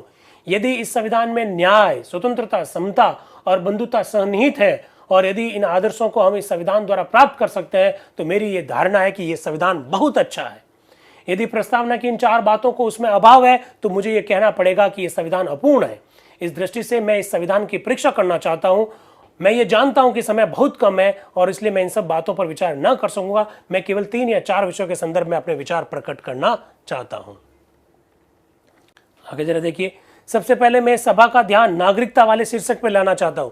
अब वो भारतीय संविधान में जो मसौदा, जो कॉन्स्टिट्यूशन है, उस पर विचार व्यक्त करते हुए नागरिकता के संदर्भ में जो प्रावधान किए जा रहे हैं तो उसके बारे में वो अपनी बात को रख रहे हैं। एक एक करके वो अपनी बात को रखेंगे। फिर दूसरी बात अल्पसंख्यकों के संदर्भ में रखेंगे। वो कह रहे हैं कि अल्पसंख्यकों की समिति में मेरा वही दृष्टिकोण रहा है जो आपका है और मैं ये कहूँगा मुझे और आपके ही समान विचार वाले लोगों को आपसे ही प्रकाश मिलता है, ऐसा वो कह रहे हैं। बड़ी गजब की बात कह रहे हैं। फिर वो राज्यों के प्रतिनिधित्व के संदर्भ में अपनी बात को रखते हुए दिखाई दे रहे हैं। फिर वो कह रहे हैं कि इस सभा में कुछ ऐसी आलोचना हुई है कि इस संविधान का आकार प्रकार अधिकतर राजनीतिक है और ये उतना सामाजिक और आर्थिक नहीं है जितना उसे होना चाहिए। तो वो कह रहा है कि मैं आदरपूर्वक कहता हूं कि कुछ बातें जो है वो अनुच्छेद 32, 33, 38 की जो धाराएं हैं वो सामाजिक और आर्थिक अंगों के बारे में ही है, इसलिए इस प्रकार की आलोचना ठीक प्रतीक नहीं होती है, ऐसा वो कहना चाह रहे हैं। तो बिल्कुल एक एक करके किस तरह से ठाकुरदास भार्गव भारतीय संविधान के विभिन्न प्रावधानों के बारे में बात कर रहे हैं। अब देखिए भाई साहब, एक बहुत महत्वपूर्ण बात है, तो जो हमारे जूम के साथी और जो यूट्यूब के जो साथी जुड़े हुए हैं उनके लिए है। एच वी कामत साहब खड़े होते हैं, ठाकुरदास भार्गव का उद्बोधन जैसे ही कंप्लीट होता है एच वी कामत साहब खड़े होते हैं। वो कह रहे हैं साहब हम किस पर चर्चा कर रहे हैं, हम किसके भाषण पर चर्चा कर रहे हैं। वो कह रहे हैं हम मसौदा संविधान पर चर्चा कर रहे हैं, हम चर्चा डॉक्टर बी आर अम्बेडकर साहब के भाषण पर कर रहे हैं। डॉक्टर बी आर अम्बेडकर साहब तो है ही नहीं यहाँ पर। वो कह रहे डॉक्टर बी आर अम्बेडकर साहब तो सभा में है ही नहीं, फिर हमारा भाषण कौन सुन रहा है। देखिए वो क्या कह रहे हैं एच वी कामत साहब, श्रीमान मुझे एक औचित्य प्रश्न करना है, क्या मैं ये पूछ सकता हूं कि क्या ये इस सभा के लिए उचित है कि डॉक्टर अंबेडकर जिन्होंने ये प्रस्ताव उपस्थित किया है और जिनसे बहस के उपरांत उत्तर देने की आशा की जा सकती है, यहां उपस्थित ही ना रहे, क्या कोई व्यक्ति उनकी जगह पर है। तो उपाध्यक्ष जी कहते हैं जी हाँ है, उनकी जगह पर कोई व्यक्ति है। डॉक्टर बी आर अम्बेडकर साहब अभी नहीं है तो उनकी जगह पर कोई व्यक्ति है, कौन है जरा देख लीजिएगा। अलगू राय शास्त्री जी संयुक्त प्रांत से आते हैं, वो क्या कह रहे हैं, अध्यक्ष महोदय ये जो प्रश्न अभी श्री कामत ने उठाया है वो बिल्कुल सही मालूम होता है, क्योंकि जब तक जो मेंबर इंचार्ज है, जो माननीय सदस्य इसके अधिकार में, वह उन व्याख्यानों से जो यहाँ हो रहे हैं कुछ लाभ ना उठाएं और उन बातों पर ध्यान ना दें जो यहाँ की जा रही है, तो फिर इस प्रकार के वाद विवाद का कोई मतलब नहीं है। अलगू राय शास्त्री जी भी ऐसी ही बात कह रहे हैं। फिर वो कह रहे हैं इसलिए मेरा अनुरोध है कि जिस समय तक के लिए डॉक्टर बी आर अम्बेडकर यहाँ उपस्थित ना हो सके उस समय तक के लिए इस वाद विवाद को स्थगित कर दिया जाए। उस वाद विवाद को स्थगित कर दिया जाए। हाँ, यदि वह किसी दूसरे को यह अधिकार देकर गए हैं, जो बातें कही जा रही है, तो फिर उनको अंकित किया जाए। वो कह रहे डॉक्टर बी आर अम्बेडकर साहब अगर यहाँ उपस्थित नहीं है तो चर्चा को स्थगित कर दो, फिर इसका कोई मतलब नहीं है। और अगर डॉक्टर बी आर अम्बेडकर साहब ने यह पावर किसी और को दे दिया है तो जो यहाँ बैठा है वो सारी बातों को नोट करें और डॉक्टर अम्बेडकर साहब जब आए तो उनको ये बातें सारी बता दें, ऐसा अलगू राय शास्त्री जी कह रहे हैं। फिर सत्यनारायण जी सिन्हा, सत्यनारायण जी सिन्हा कौन है भाई, संविधान सभा के मेंबर है, वही व्यक्ति है जिनके प्रस्ताव पर 29 अगस्त 1947 को प्रारूप समिति का गठन किया गया था। सत्यनारायण जी सिन्हा क्या कह रहे हैं, मिस्टर सादुला जो मसौदा समिति में थे वो यहाँ पर उपस्थित है और वे डॉक्टर बी आर अम्बेडकर साहब का प्रतिनिधित्व करते हैं। आप जानते हैं दोस्तों, संविधान सभा के जो 7 सदस्य थे उनमें से एक मोहम्मद सादुला भी थे जो कि आसाम से थे। सत्यनारायण जी सिन्हा कह रहे हैं कि चिंता मत कीजिए, डॉक्टर बी आर अम्बेडकर भले यहां उपस्थित नहीं हो लेकिन मिस्टर सादुला उपस्थित है और वे डॉक्टर बी आर अम्बेडकर का प्रतिनिधित्व करते हैं।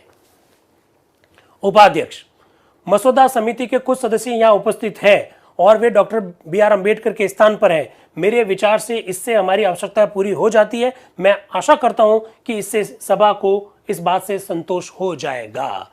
बस जवाब मिल गया।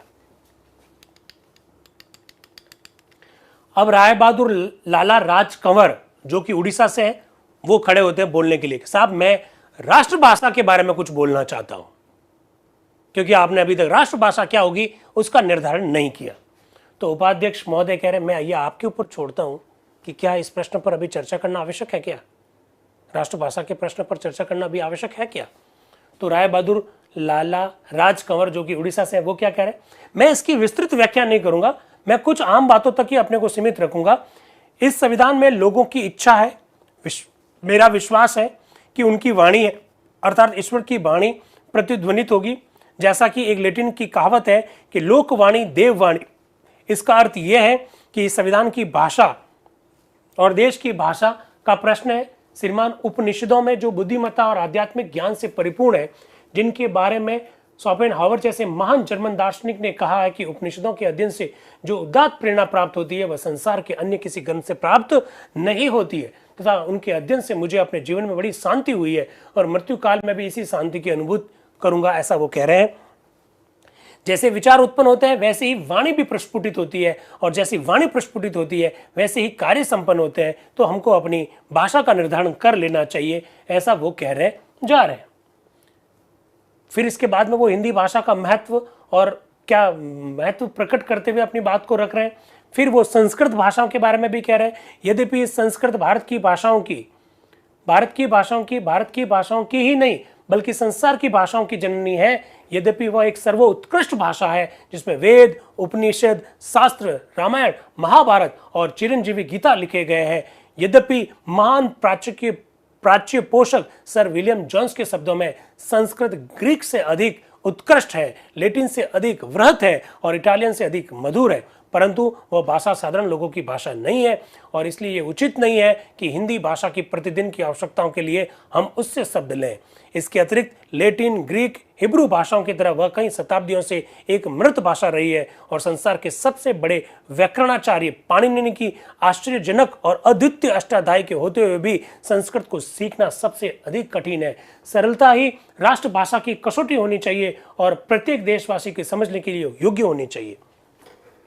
राष्ट्रभाषा कौन सी बने, इसको लेकर वो अपने विचार व्यक्त कर रहे हैं। वो संस्कृत के बारे में कह रहे हैं कि संस्कृत देववाणी है, संस्कृत के में ये साहित्य लिखे गए हैं, लेकिन वो खुद ये कह रहे हैं कि संस्कृत की भाषा थोड़ी कठिन है। फिर वो आगे कह रहे हैं कि किसी भी भाषा को राष्ट्रीय भाषा का दर्जा देने का एक आधार है सरलता, लोगों को सरलता से समझ में आना चाहिए। इस प्रकार की बात को वो रख रहे हैं, बड़ी जबरदस्त बात को रख रहे हैं, और ये बतलाता है कि हमारे संविधान सभा के जो सदस्य थे एक से बढ़कर एक थे, ज्ञान के संदर्भ में भी एक से बढ़कर एक थे।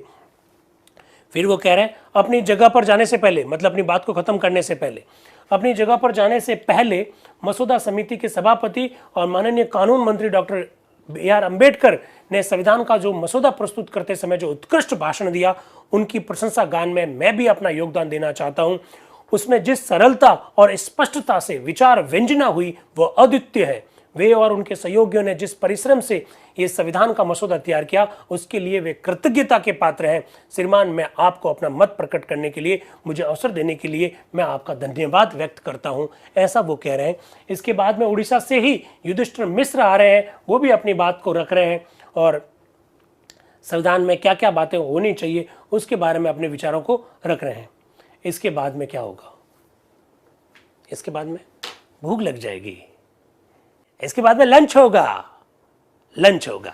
क्या कह रहे हैं उपाध्यक्ष महोदय, आपका लंच नहीं हो रहा है, मेरा लंच नहीं हो रहा है, संविधान सभा में लंच हो रहा है। उपाध्यक्ष महोदय खुद बोल रहे हैं, जरा देखिएगा उपाध्यक्ष महोदय क्या कह रहे हैं। मैं माननीय सदस्यों को सहर्ष ये सुनाना चाहता हूं कि अध्यक्ष महोदय इसके लिए राजी हो गए हैं कि इस सभा की इच्छा अनुसार हम एक दिन और अर्थात सोमवार को भी सामान्य रूप से विचार विमर्श करें।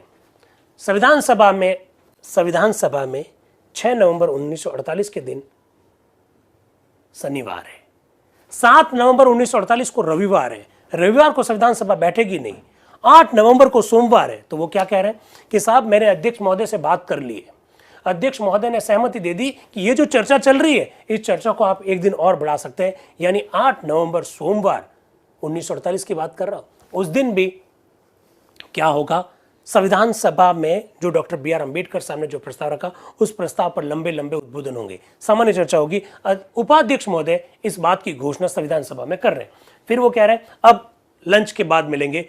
वो कहते हैं इसके उपरांत सभा 3 बजे तक दोपहर के भोजन के लिए स्थगित हो गई है, ऐसा उन्होंने कहा। फिर वो दोपहर का भोजन करने चले गए और फिर वो आ गए, ये देखिए वापस आ गए। भोजन उपरांत 3 बजे उपाध्यक्ष महोदय डॉक्टर H.C. मुखर्जी की अध्यक्षता में सभा पुनः समवेत हुई। H.V. कामत साहब, क्या कृपा करके आप ये आदेश, जैसे बोलते हैं उपाध्यक्ष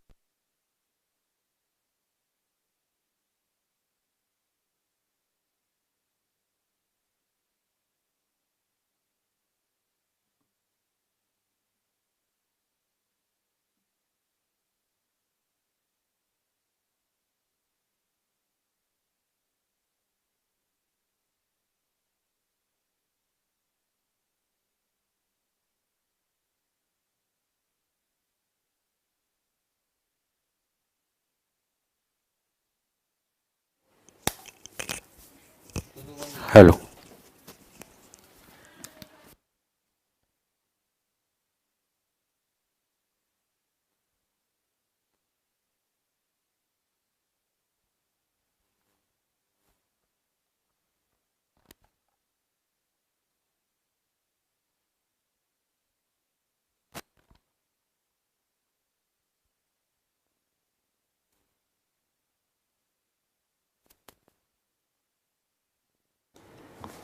देख लीजिए आवाज़ आ रही है, मुझे इशारा कर दीजिए। आ रही है आवाज़? Very nice. ओके, सबने कह दिया आवाज़ आ रही है। आ गई आ गई आ गई आ गई, सबने कह दिया। Very nice, thank you thank you thank you very much. Okay, तो इस चर्चा को आगे बढ़ाते हैं। आज देखिए दोपहर के बाद में जैसे ही वापस जुटे तो एक नए सदस्य आए संविधान सभा में। उनका नाम है रतन लाल मालवीय। ये मध्य प्रांत से हैं और ये संविधान सभा के मेंबर भी बन रहे हैं और प्रतिज्ञा ग्रहण भी कर रहे हैं। तो पहले एक मेंबर बनाया गया, उनको प्रतिज्ञा ग्रहण करवाई गई और रजिस्टर पर हस्ताक्षर करवाए गए। उससे पहले एचवी कामत साहब कुछ बोलना चाह रहे थे तो उपाध्यक्ष महोदय ने उनको टोक दिया कि पहले रुक जाओ यार, पहले आप आसन ग्रहण कीजिए, हम एक जने को रजिस्टर पर हस्ताक्षर करवा रहे हैं। तो रतन लाल मालवीय जी लंच के बाद आज मेंबर बन गए। ठीक है, अब फिर चर्चा आगे प्रारंभ हुई। उपाध्यक्ष महोदय ने कहा ओके, अब चर्चा को और जारी रखते हैं। तो एचवी कामत साहब अब एक प्रश्न पूछना चाहते हैं। क्या पूछ रहे हैं जरा देखिएगा। क्या कृपा करके आप इस बात का आदेश देंगे कि माननीय डॉक्टर अंबेडकर के उस भाषण की एक एक प्रति जो कि उन्होंने संविधान संबंधी मसौदे को पेश करते हुए यहाँ दिया, यथाशीघ्र सदस्यों को दी जाए। वो कह रहे हैं कि 4 नवंबर 1948 को डॉक्टर BR अम्बेडकर साहब का जो उद्बोधन हुआ उस भाषण की कॉपी हमको दी जाए। कब देंगे आप बताइए। उपाध्यक्ष महोदय से वो प्रश्न पूछ रहे हैं। उपाध्यक्ष महोदय क्या कह रहे हैं? मैं समझता हूं माननीय डॉक्टर अम्बेडकर के भाषण को अभी साइक्लो स्टाइल करना है, यथाशीघ्र ये काम पूरा हो जाएगा और संभवतः या तो आज या कल तक आपको डॉक्टर BR अम्बेडकर साहब का उद्बोधन जो है वो आपको कॉपी के रूप में उपलब्ध करवा दिया जाएगा, ऐसा उपाध्यक्ष महोदय कह रहे हैं। अब हम वाद विवाद प्रारंभ करते हैं। अब आ रहे हैं प्रोफेसर सिब्बल लाल सक्सेना। उपाध्यक्ष महोदय जैसे ही वो बोलते हैं, जितने में बी दास बोल जाते हैं जो कि उड़ीसा के, बी दास बीच में बोलते हैं, क्या इस प्रस्ताव पर आपको 2 बार बोलने की अनुमति मिली है क्या? एक बार तो आप कल बोल गए और आज फिर बोल रहे हैं, आपको 2 बार बोलने की अनुमति मिली क्या? ऐसा बी दास प्रश्न कर रहे हैं। तो प्रोफेसर सिब्बल लाल सक्सेना क्या कह रहे हैं? नहीं, पहले मैं सेठ दामोदर स्वरूप के संशोधन पर बोला था, आज मैं डॉक्टर BR अम्बेडकर के प्रस्ताव पर बोलूंगा। क्या गजब की बात है। उन्होंने कहा मुझे 2 बार बोलने की अनुमति नहीं मिली है। पहले तो मैं क्या बोला था, सेठ दामोदर स्वरूप ने जो प्रस्ताव लाया उसके ऊपर बोला था। और सेठ दामोदर स्वरूप ने कौन सा प्रस्ताव लाया था दोस्तों? कि संविधान सभा में ये जो मसौदा समिति ने जो मसौदा कॉन्स्टिट्यूशन जो रखा है उस पर चर्चा स्थगित कर दी जाए। कल तो मैं उस पर बोला, अब मैं किस पे बोलूंगा? अब जो डॉक्टर BR अम्बेडकर साहब ने 4 नवंबर 1948 को जो उद्बोधन दिया उसके ऊपर बोलूंगा। तो इसमें मुझे एक प्रस्ताव पर 2 बार बोलने का हक नहीं मिला है, मुझे 2 बातों पर 2 बार बोलने का हक नहीं मिला है। मैं अलग अलग बातों पर अलग अलग बात रख रहा हूं, ऐसा वो कह रहे हैं। देख सकते हैं आप, बड़ी गजब की बात है। डॉक्टर अम्बेडकर के प्रस्ताव पर तो मैं अभी बोला ही नहीं हूं, इसलिए आज बोलूंगा। उपाध्यक्ष महोदय, संविधान के मसौदे में जो सिद्धांत सन्निहित है उन पर विचार करने के लिए हम आज इकट्ठे हुए हैं। आरंभ से ही मैं विद्वान डॉक्टर अम्बेडकर को, जिन्होंने यह प्रस्ताव हमारे समक्ष उपस्थित किया है, बधाई देता हूं। जो भाषण उन्होंने दिया है उसे मैंने कई बार पढ़ा है और मैं समझता हूं कि अपने संविधान के संदर्भ में यह एक बहुत ही पांडित्यपूर्ण व्याख्या है। निश्चय ही मेरा यह मत है कि संविधान का इससे और योग्य पक्ष प्रतिपादित हो ही नहीं सकता था, किंतु संविधान में जिन सिद्धांतों को समाविष्ट किया गया है उनके संदर्भ में भी मैं कुछ जरूर कहना चाहता हूं। सिब्बल लाल सक्सेना जी ने डॉक्टर BR अम्बेडकर के भाषण को लेकर बड़ी प्रशंसा की, लेकिन कहा कि मैं कुछ बातें तो कहना ही चाहता हूं। कौन सी बात है जरा देखिएगा। श्रीमान जी, जैसा कि स्वयं डॉक्टर अम्बेडकर ने कहा, इस संविधान में इंग्लैंड की प्रजातांत्रिक शासन व्यवस्था को एक आदर्श माना गया और अमेरिका की शासन व्यवस्था को नापसंद किया गया है। मैंने दोनों की व्यवस्थाओं की तुलना की है और फिर यह समझने की कि दोनों में से कौन सी ज्यादा अच्छी है कोशिश की है। मेरा अपना मत यह है कि हमारे देश को इस समय स्थिर शासन की आवश्यकता है। मैं तो समझता हूं कि हमारी पहली आवश्यकता यही है कि हमारी हुकूमत एक स्थायी हुकूमत हो। इसलिए मेरी समझ में हम लोगों को वैसी ही शासन व्यवस्था अपनानी चाहिए जैसा कि अमेरिका में है। डॉक्टर BR अम्बेडकर साहब ने अपना उद्बोधन 4 नवंबर 1948 को जब दिया था तो उन्होंने इंग्लैंड से व्यवस्था क्यों ली इसके बारे में बात बताई और अमेरिका की शासन व्यवस्था को हमने क्यों ग्रहण नहीं किया उस बारे में बात कही। प्रोफेसर सिब्बल लाल सक्सेना जी जो कह रहे हैं वो कह रहे हैं कि साहब मैं मेरे अनुभवों से ये बता सकता हूं कि इस देश में स्थायी सरकार की आवश्यकता है, इस देश में स्थिरता की आवश्यकता है और अगर स्थिरता चाहते हैं, स्थायी सरकार चाहते हैं तो अमेरिका का सिस्टम ज्यादा बेहतर होगा, ऐसा प्रोफेसर सिब्बल लाल सक्सेना जी कह रहे हैं। वो आगे कह रहे हैं, वयस्क मताधिकार के आधार पर चुना हुआ प्रधान राष्ट्र का प्रमुख हो और इस बात का अधिकार होना चाहिए कि शासन संचालन के लिए वही अपने अधिकारियों को चुने, वही अपने मंत्रियों को चुने। जैसे अमेरिका में राष्ट्रपति अपने मंत्रियों को नियुक्त करता है, अमेरिका में राष्ट्रपति का चुनाव प्रत्यक्ष रूप से अमेरिका की जनता के द्वारा किया जाता है। सिब्बल लाल सक्सेना जी कह रहे हैं ऐसा ही सिस्टम हमारे यहाँ पर होना चाहिए। हमारे यहाँ पर भी लोग राष्ट्रपति का चुनाव करें और राष्ट्रपति अपने मंत्रियों को नियुक्त करें, ऐसी व्यवस्था कीजिए। प्रोफेसर सिब्बल लाल सक्सेना जी ऐसा कह रहे हैं। दूसरी बात वो कह रहे हैं, भाषा के आधार पर प्रांत बनाने और उनके पुनः विभाजन की मांग हो रही है। केंद्र और इकाइयों के बीच में शक्तियों का विभाजन किस प्रकार किया जाए, इस पर जो विवाद हुए हैं उसे हम देख ही चुके हैं। ये सारी प्रवृत्तियां स्वाभाविक है, किंतु यदि हमने अपना संविधान अमेरिकी प्रणाली के आधार पर बनाया होता तो मैं समझता हूं उससे हमारी आवश्यकताएं और अच्छी तरह से पूरी हो जाती। ऐसा प्रोफेसर सिब्बल लाल सक्सेना जी कह रहे हैं। फिर आ रहे हैं वो ग्राम पंचायतों के बारे में। वो क्या कह रहे हैं, उपाध्यक्ष महोदय, डॉक्टर अंबेडकर ने ग्राम पंचायत संबंधी प्रथा की निंदा की है जो भारत में पहले प्रचलित थी और जिसे हमारे बुजुर्गों ने अपने संविधान के लिए एक आदर्श आधार माना था। मैं अभी अभी महात्मा गांधी की वह वर्तता पढ़ रहा था, वो स्टेटमेंट पढ़ रहा था जो उन्होंने 1931 के लंदन के गोलमेज सम्मेलन में दिया था। संघीय विधानमंडल की निर्वाचन पद्धति के संदर्भ में वो बोल रहे थे। इस प्रसंग में उन्होंने इस बात की सिफारिश की थी कि निर्वाचन के लिए गांव को ही इकाई मानी जाए। वस्तुतः उन्होंने ग्राम पंचायतों को ही आधारभूत महत्व दिया था। उन्होंने कहा था कि भारत की वास्तविक आत्मा ग्रामों में ही बसती है। मुझे बहुत दुख हुआ कि डॉक्टर बी आर अम्बेडकर साहब उस बात में विश्वास नहीं करते हैं। ऐसा प्रोफेसर सिब्बल लाल सक्सेना जी अपनी बात को कह रहे हैं। वो गांधी जी के 1931 के गोलमेज सम्मेलन में दिए गए स्टेटमेंट का उल्लेख करते हैं और कहते हैं कि गांधी जी कहते हैं कि भारत की आत्मा गांव में बसती है और डॉक्टर बी आर अम्बेडकर इस बात को नहीं मानते हैं। ऐसा वो कह रहे हैं। इसके बाद में वो गांधी जी के उस स्टेटमेंट को हूबहू रख रहे हैं। फिर वो आगे कह रहे हैं, हमारी ग्राम पंचायतों ने देश के इतिहास में ज्वलंत काम किया है। इसे जानते हुए हमें उनके लिए आखिर क्या गर्व हो सकता है। ये बात सच हो सकती है कि भयंकर उथल पुथल के होते हुए भी ये जीवित रह गई, किंतु केवल जीवित रहने का क्या मूल्य। प्रश्न तो यह है कि किस स्तर पर जीवित रही है। निश्चय ही बड़े निम्न और स्वार्थपूर्ण स्तर पर यह जीवित रही है। मेरा मत है ये ग्राम पंचायतें ही भारत की बर्बादी का कारण रही है। डॉक्टर बी आर अम्बेडकर साहब का जो स्टेटमेंट है उसको वो रख रहे हैं। कौन? सिब्बल लाल सक्सेना जी। वो कह रहे हैं डॉक्टर बी आर अम्बेडकर साहब ने ऐसा ऐसा ग्राम पंचायतों के बारे में बोला। फिर वो ये कह रहे हैं कि प्रस्तुत मसौदे के अंतर्गत ऊपर वाली सभा का चुनाव। अरे बड़ी गजब की बात कह रहे हैं भाई, बहुत ध्यान से सुन लेना। यूट्यूब वालों और जूम वालों, बड़ी गजब की बात कहने जा रहे हैं प्रोफेसर सिब्बल लाल सक्सेना।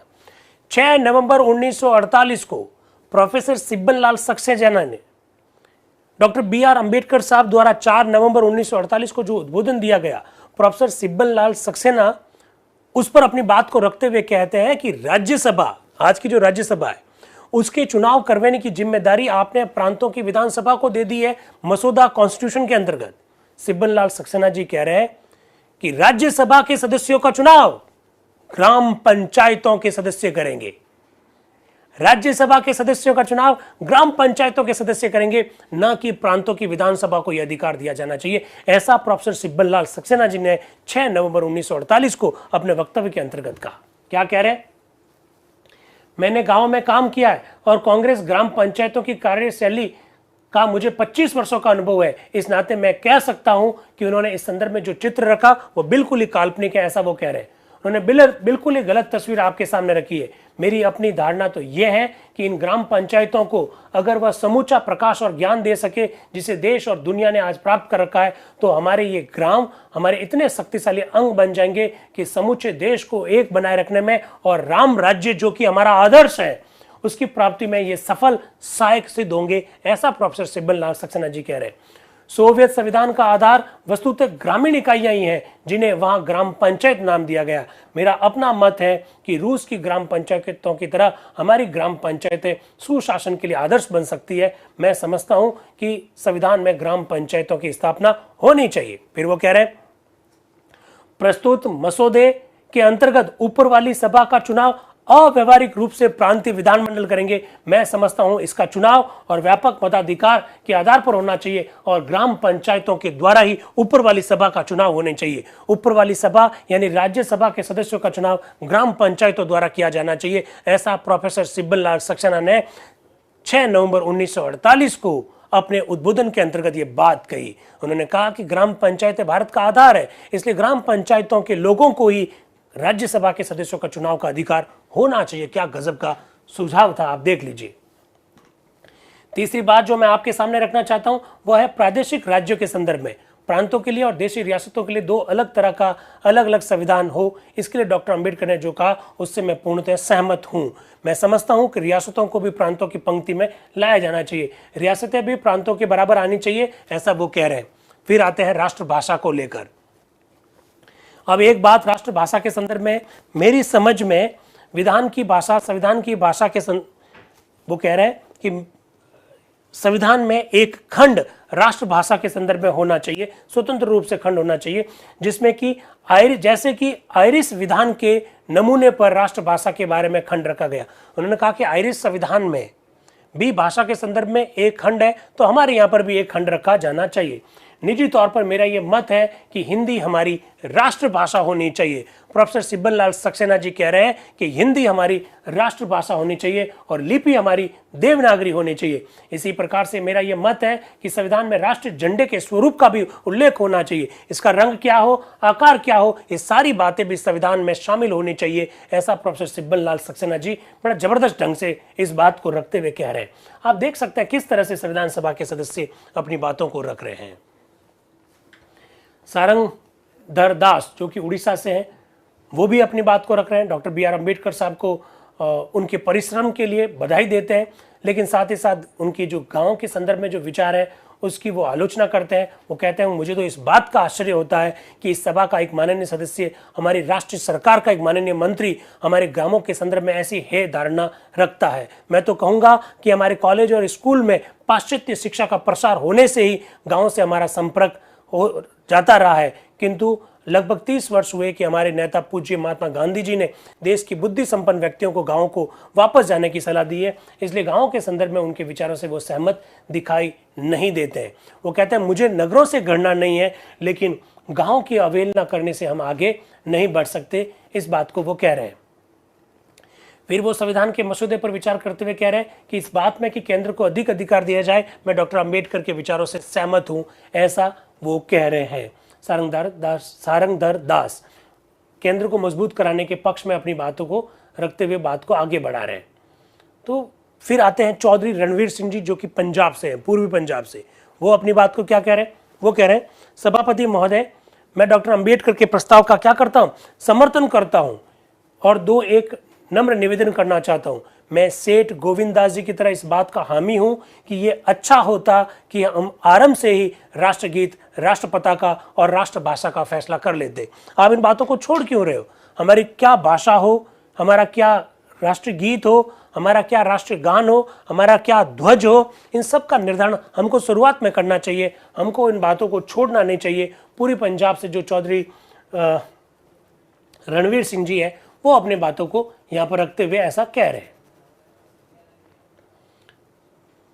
तो गजब की बातें हैं भाई, ये सब बातें अपने को मालूम होनी चाहिए। फिर वो आगे ये भी कहते हैं, क्या कह रहे हैं? दूसरी बात, एक पंजाबी होने के नाते मैं कहना चाहता हूं कि इस देश के आजाद होने से पंजाब तकसीम हुआ है और पंजाब के तकसीम होने से सूबे का काम उथल पुथल हो गया। पंजाब तकसीम मतलब पंजाब का विभाजन हुआ है। उसको फिर दोबारा दूसरे सूबों के बराबर लाने के लिए यह आवश्यक है कि कम से कम 10 साल तक, जहां तक आर्थिक व्यवस्था का ताल्लुक है, ईस्ट पंजाब के साथ खास रियायत बरती जाए। गजब की बात कही भाई उन्होंने कहा साहब पंजाब का विभाजन हुआ देश की आजादी के साथ, पंजाब का विभाजन होने से पंजाब पूरा उथल पुथल हो गया है, तो साहब संविधान लागू होते ही हमारे लिए कुछ आर्थिक व्यवस्था अलग से की जाए और कम से कम 10 सालों तक हमारे लिए कुछ व्यवस्था एक्स्ट्रा की जाए। ऐसी बात चौधरी रणवीर सिंह जी जो कि पूरी पंजाब से आते हैं वो अपनी बात को रखते हुए कह रहे हैं। गलत भी नहीं है, पंजाब का विभाजन हुआ और जब जब विभाजन होता है, नए सिरे से उस राज्य का विकास करना होता है, उस क्षेत्र का विकास करना होता है, तो वो बात को रख रहे हैं। फिर उपाध्यक्ष महोदय क्या कह रहे हैं?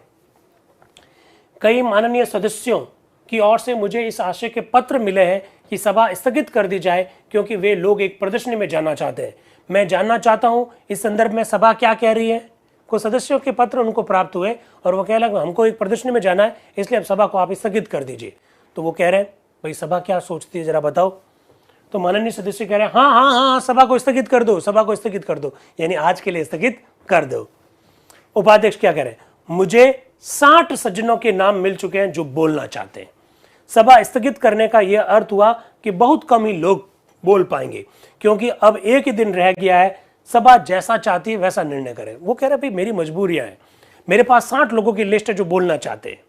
अगर अभी स्थगित कर दी तो हमारे पास खाली मंडे बचेगा, मंडे ही बचेगा डिस्कशन करने का। तो अब आप बताओ भाई मैं क्या करूं, मैं तो आपके हाथों में हूं, ऐसा वो कह रहे हैं। तो एक माननीय सदस्य कह रहा है ऐसा करो 4:30 बजे तक सभा को चलने दो, फिर इसके बाद में स्थगित कर देना, क्योंकि 3 बजे के बाद में वो वापस उठे लंच के बाद में। तो एक माननीय सदस्य कह नहीं साहब 4 बजे तक करो, एक कह रहा है 4:30 तक करो। तो फिर उपाध्यक्ष कह रहा है एक कह रहा है 4, एक कह रहा है 4:30। आप मुझे बताओ उपाध्यक्ष महोदय क्या कहेंगे? वो कहेंगे 4:15, ना तेरी ना मेरी। एक कह रहे थे 4 बजे कर दो स्थगित, एक कह रहे थे 4:30 बजे तक स्थगित कर दो। उपाध्यक्ष महोदय कहेंगे 4:15। देखिए उपाध्यक्ष 4:15 तक हम काम जारी रखेंगे। आइए अब आर दिवाकर साहब जो कि मुंबई से आते हैं वो क्या कह रहे हैं? उपाध्यक्ष महोदय, पूर्व वक्ता माननीय सदस्य ने बहुत सी ऐसी बातें कह दी है और मैं समझता हूं कि मुझे इसकी पुनरावृत्ति करके सभा का समय नहीं लेना चाहता। मैं कुछ ही बातों के संदर्भ में बोलूंगा जो मेरी दृष्टि में महत्वपूर्ण है। नया संविधान जब हम बनाने जा रहे हैं तो मैं स्पष्ट कर देना चाहता हूं कि जो मसौदा हमारे सामने रखा गया वह वस्तुतः एक स्मरणीय कृति है और हम सभी इसके लिए मसौदा समिति को और उसके अध्यक्ष को जो कि सभा में इस संविधान को अग्रसर कर रहे हैं बधाई दे चुके हैं। पर साथ ही साथ मैं ये भी कहना चाहूँगा कि मसौदा समिति ने न केवल संविधान सभा के निर्णय को ही संविधान का रूप दिया, बल्कि मेरी तुच्छ राय में ये मसौदा निर्माण के क्षेत्र में उससे भी कहीं आगे बढ़ गए। एक्चुअली वो ये कहना चाह रहे हैं कि संविधान सभा को जो पावर है वो सारा पावर मसौदा समिति ने ले लिया है और कई बार तो संविधान सभा के पावर से भी आगे मसौदा समिति अपने पावर को यूज करते हुए आगे बढ़ गई। इस प्रकार की वो बात कहना चाहते हैं। दूसरी बात मैं उस जल्दबाजी के संदर्भ में कहना चाहता हूं जिससे कि कई लोग संविधान संबंधी वाद विवाद को शीघ्र ही समाप्त कर देना चाहते हैं। मैं नहीं समझता कि मसौदे पर विचार करने में बहुत शीघ्रता करना लाभप्रद होगा। इसके लिए समय मिलना चाहिए, पर्याप्त समय मिलना चाहिए। ऐसी दिवाकर साहब अपनी बात को रखते हुए कह रहे हैं कि शीघ्र प्रारूप को स्वीकार कर दो, बिल्कुल गलत बात है। डिस्कशन होना चाहिए और एक एक अनुच्छेद पर डिस्कशन होना चाहिए, ऐसी बात को वो कह रहे हैं। फिर वो कह रहे हैं वयस्क मताधिकार के प्रश्न को ही लीजिए। हम लोगों में से बहुत से लोग ये सोचने लग गए हैं कि अगर हम वयस्क मताधिकार अभी से चालू कर देते हैं तो क्या विधान मंडलों के लिए उस प्रकार के लोग मिल जाएंगे जो इन सभाओं के लिए अपेक्षित है। अरे गजब की बात कही उन्होंने। कहा अगर हम वयस्क मताधिकार को लागू कर देंगे, वयस्क मताधिकार यानी बिना किसी भेदभाव के, बिना जाति देखे हुए, बिना जेंडर देखे हुए, बिना वर्ग देखे हुए, बिना संप्रदाय देखे हुए, बिना किसी प्रकार का कोई विचारधारा देखे हुए एक पर्टिकुलर एज के सभी लोगों को वोट देने का अधिकार वयस्क मताधिकार कहलाता है। दिवाकर जी कह रहे हैं कि अगर वयस्क मताधिकार दे दिया तो क्या हमारे विधान मंडलों में जो लोग अपेक्षित हैं चुनकर आने में, क्या वो लोग चुनकर आ पाएंगे? एक बार सोच लेना आप इस बात पर। वो क्या कह रहे हैं? मैं उन व्यक्तियों में हूं जो आपको ये सुझाव देंगे कि जहां तक निर्वाचकों का संबंध है हम वयस्क मताधिकार को तो जिस रूप में यहाँ है रखें, किंतु परस्पर मिलकर हमें गंभीरतापूर्वक इस बात पर विचार करना चाहिए कि उम्मीदवारों के लिए हमने जो योग्यता रखी है वो क्या ऐसी है कि उनके आधार पर विधान मंडलों में आने वाले व्यक्ति अपने दायित्वों को योग्यतापूर्वक निभा सकेंगे। चलो मैं भी वयस्क मताधिकार का समर्थन करता हूं, लेकिन विधान मंडल में जो लोग सदस्य चुनकर आने वाले उनकी योग्यता के बारे में तो थोड़ा सोचिए। क्या वो लोग इस प्रकार की योग्यताओं के साथ अच्छे लोग आ पाएंगे जैसा हम सोच रहे हैं? ऐसा वो प्रश्न लगा रहे हैं। निश्चय ही पश्चिम की प्रजातंत्रीय प्रणाली का ये अंधविश्वास है कि प्रत्येक व्यक्ति जिसे वोट देने का अधिकार प्राप्त है वह विधान मंडल का सदस्य चुने जाने के योग्य है। मैं ऐसा नहीं समझता कि प्रजातंत्र के लिए नितांत आवश्यक है कि हम पाश्चात्य देशों की परंपरा को ही यहाँ स्वीकार कर लें। वैसे आपको बता दें अमेरिका में महिलाओं को वोट देने का अधिकार पहली बार 1919 में मिला था। अमेरिका का संविधान 1779 में लागू हुआ था, 1789। अमेरिका जैसा दुनिया का सबसे बड़ा प्रजातांत्रिक देश बनने का दावा करने वाला देश 130 वर्ष तक महिलाओं को वोट देने का अधिकार नहीं देता है और हम from very first of day महिलाओं सभी को वयस्क मताधिकार के तहत मत देने का अधिकार देते हैं। तो अमेरिका की तुलना में तो हम ज़्यादा परिपक्व है, ज़्यादा मैच्योर है, ज़्यादा डेमोक्रेटिक है, लोकतांत्रिक है। आप देख सकते हैं इस बात को। फिर वो आगे बात कर रहे हैं अंग्रेजी के संदर्भ में। वो कह रहे हैं कि अब अंग्रेजी भाषा हमारी जो पुरानी गणना है या जो अरुचि है वह 15 अगस्त 1947 से अवश्य ही दूर हो जानी चाहिए। 15 अगस्त 1947 के पहले तो हम पराधीन होने के नाते इस भाषा का प्रयोग करते थे और इसलिए उसके प्रति विरक्ति का भाव आना ही चाहिए था। किंतु आज ये बात नहीं है। आज तो हम कुछ काल के लिए इस भाषा का सहारा इसलिए ले रहे हैं कि हमें ही स्वेच्छा से एक भाषा चुननी है। संभवतः इसके गुणों के आधार पर अथवा इसके कारण से इसे कुछ काल के लिए रख रहे हैं कि हमारे देश की विभिन्न भाषाएं बोली जाती है, जैसे कि भाषा के संदर्भ में एक कठिन आज स्थिति आज उत्पन्न हो गई है और मेरी समझ से ऐसा करना सर्वोत्तम होगा। कुल मिलाकर राष्ट्रभाषा का प्रश्न जो है इस सत्र में बहुत ज़्यादा चर्चा में है। ये आप देख सकते हैं। इसके बाद में हिम्मत सिंह जी माहेश्वरी जो कि सिक्किम और कुछ बिहार से हैं, वो अपनी बात को रख रहे हैं। मेरी आवाज़ रुक रुक के आ रही है, ऐसा कुछ कह रहे हैं, तो ये जरा देखिएगा ऐसा कुछ है क्या वाकई में। फिर उपाध्यक्ष महोदय हिम्मत सिंह जी माहेश्वरी साहब जो भाषण दे रहे हैं उसके अंतर्गत अपनी बातों का उल्लेख कर रहे हैं, मसौदा के बारे में उल्लेख कर रहे हैं और वो अल्पसंख्यकों के लिए जो सीटें निर्धारित की जा रही है उसका भी उल्लेख कर रहे हैं। फिर वो कहना चाहते हैं सभा से मैं जो अपील करना चाहता हूं वह उस विषय के संदर्भ में है जिसके बारे में आज और कल कई वक्ताओं ने चर्चा की। विधान मंडलों में अल्पसंख्यकों को मुसलमान, सिख, परिगणित जातियों और अन्य वर्गों को सुरक्षित जो स्थान दिए गए उसके संदर्भ में मैं आपसे अपील करना चाहता हूं। मेरे मित्र करीमुद्दीन जी ने कल सुरक्षित स्थान रखने का जो विरोध किया उससे मैं बहुत खुश हूं, ऐसा वो कह रहे हैं। जिस रियासत से मैं आया हूँ वहाँ का जो मुझे निजी अनुभव है उसके आधार पर मैं कह सकता हूँ कि गत 25 से 30 वर्षों से वहाँ पृथक निर्वाचन स्वीकार नहीं किया गया और पृथक निर्वाचन नहीं होते हुए भी हमने बहुत अच्छी अपनी शासन व्यवस्था को चलाया, ऐसा माहेश्वरी जी कह रहे हैं। और मुसलमानों के लिए संरक्षित स्थान नहीं दिए गए, इसका नतीजा रियासत की जनता के लिए बहुत ही अच्छा रहा है। इसलिए हमारे भावी संविधान में पृथक निर्वाचन प्रणाली मत रखना, इस प्रकार का वो आह्वान कर रहे हैं माहेश्वरी जी। फिर वो जैसे ही बोल रहे होते हैं इस बीच में उपाध्यक्ष महोदय घंटी बजा देते हैं। इसी समय घंटी बजी जिसका अर्थ ये था कि सदस्य का समय समाप्त हो चुका है। फिर वो कहते हैं मैं आपके आदेश के लिए सिर झुकाता हूँ, मैं आपने जो मुझे आदेश दिया है घंटी बजाकर उसके लिए मैं सिर झुकाता हूँ और जो कुछ मैं कहना चाहता हूँ वो मैं लगभग अपनी बात को कह चुका हूँ, ऐसा हिम्मत सिंह जी माहेश्वरी कह रहे हैं। इसके बाद में उपाध्यक्ष महोदय कह रहे हैं सभा सोमवार तारीख 8 नवंबर 1948 को प्रातः 10 बजे के लिए स्थगित होती है। इसके बाद सभा 8 नवंबर 1948 की सुबह 10 बजे तक के लिए स्थगित कर दी गई। यानी 6 नवंबर 1948 को संविधान सभा में जो कुछ हुआ हमने कोशिश की उसको आपके सामने रखने की। आज 6 नवंबर 2023 है। आज हमारे यहाँ आज के दिन सोमवार है, लेकिन वहां पर 6 नवंबर 1948 को शनिवार था, 7 नवंबर 1948 को रविवार था, हमारे यहाँ पर मंगलवार है। 8 नवंबर 1948 को सोमवार को संविधान सभा वापस जुटेगी। हम भी 8 नवंबर 2023 को वापस जुटेंगे। हमारे यहाँ पर बुधवार होगा, उनके वहां पर सोमवार होगा। मुझे मेरे YouTube के साथी और जूम के जो साथी हैं, दोनों एक इधर है और एक इधर है, वो मुझे बताएं आपको ये चर्चा कैसी लग रही है। बिल्कुल मैसेज के माध्यम से आप ये बता सकते हैं। आप इस चर्चा में सक्रिय जुड़िएगा। बिल्कुल हमारा जयनारायण व्यास विश्वविद्यालय जोधपुर का एक गजब का सरोकार है, गजब का एक नवाचार है, गजब का एक इनिशिएट है जिसके द्वारा संवैधानिक जागरूकता का प्रयास किया जा रहा है। भारत के संविधान के निर्माण में जिन लोगों का योगदान था उन योगदान को हम लोग बाहर लाना चाहते हैं। जिस प्रकार से हमारा देश का सबसे बड़ा न्यायालय भारत के संविधान की व्याख्या करता है, किस तरह से व्याख्या करता है, उस जो समझ है वो समझ हम विकसित करना चाहते हैं। और यूट्यूब के साथियों ने जो प्रेम दिया उसका तो कोई तोड़ नहीं है। और जूम के साथी जो लगातार जुड़कर इसमें सक्रिय जो सहभागिता निभाते हैं उसके लिए भी मैं आपका वंदन करता हूँ। मेरा आपसे ये आग्रह रहेगा कि हम 7:30 से 9 बजे तक लगातार चर्चा करेंगे। 1.5 घंटे तो चर्चा होनी ही होनी है। कुछ दिन हो सकता है 9:15 और 9:30 तक भी चर्चा जा सकते हैं, लेकिन 1.5 घंटा चर्चा होगी ही होगी। आप फीडबैक जरूर भरिएगा, फीडबैक में अपना नाम सही लिखिएगा, ये बहुत जरूरी है। और मेरा जूम के जो साथी जो जुड़े हुए हैं वो अपना रीनेम कर लीजिए। अटेंडेंस नहीं हो पाएगी, आप अपना नाम लिखेंगे तो ही अटेंडेंस हो पाएगी। मैं आपका तहे दिल से आभार व्यक्त करता हूँ। कल हम नहीं मिलेंगे, परसों हम वापस मिलेंगे। और YouTube के जो साथी है बिल्कुल आप लगातार जुड़े रहिए, क्योंकि ये चर्चा YouTube पर पड़ी रहेगी और आपकी कई सारी भ्रांतियों को दूर करेगी। तो आज के लिए इतना काफी है। वापस मिलते हैं परसों यानी 8 नवंबर को। Thank you very much and wish you all the best. Thank you.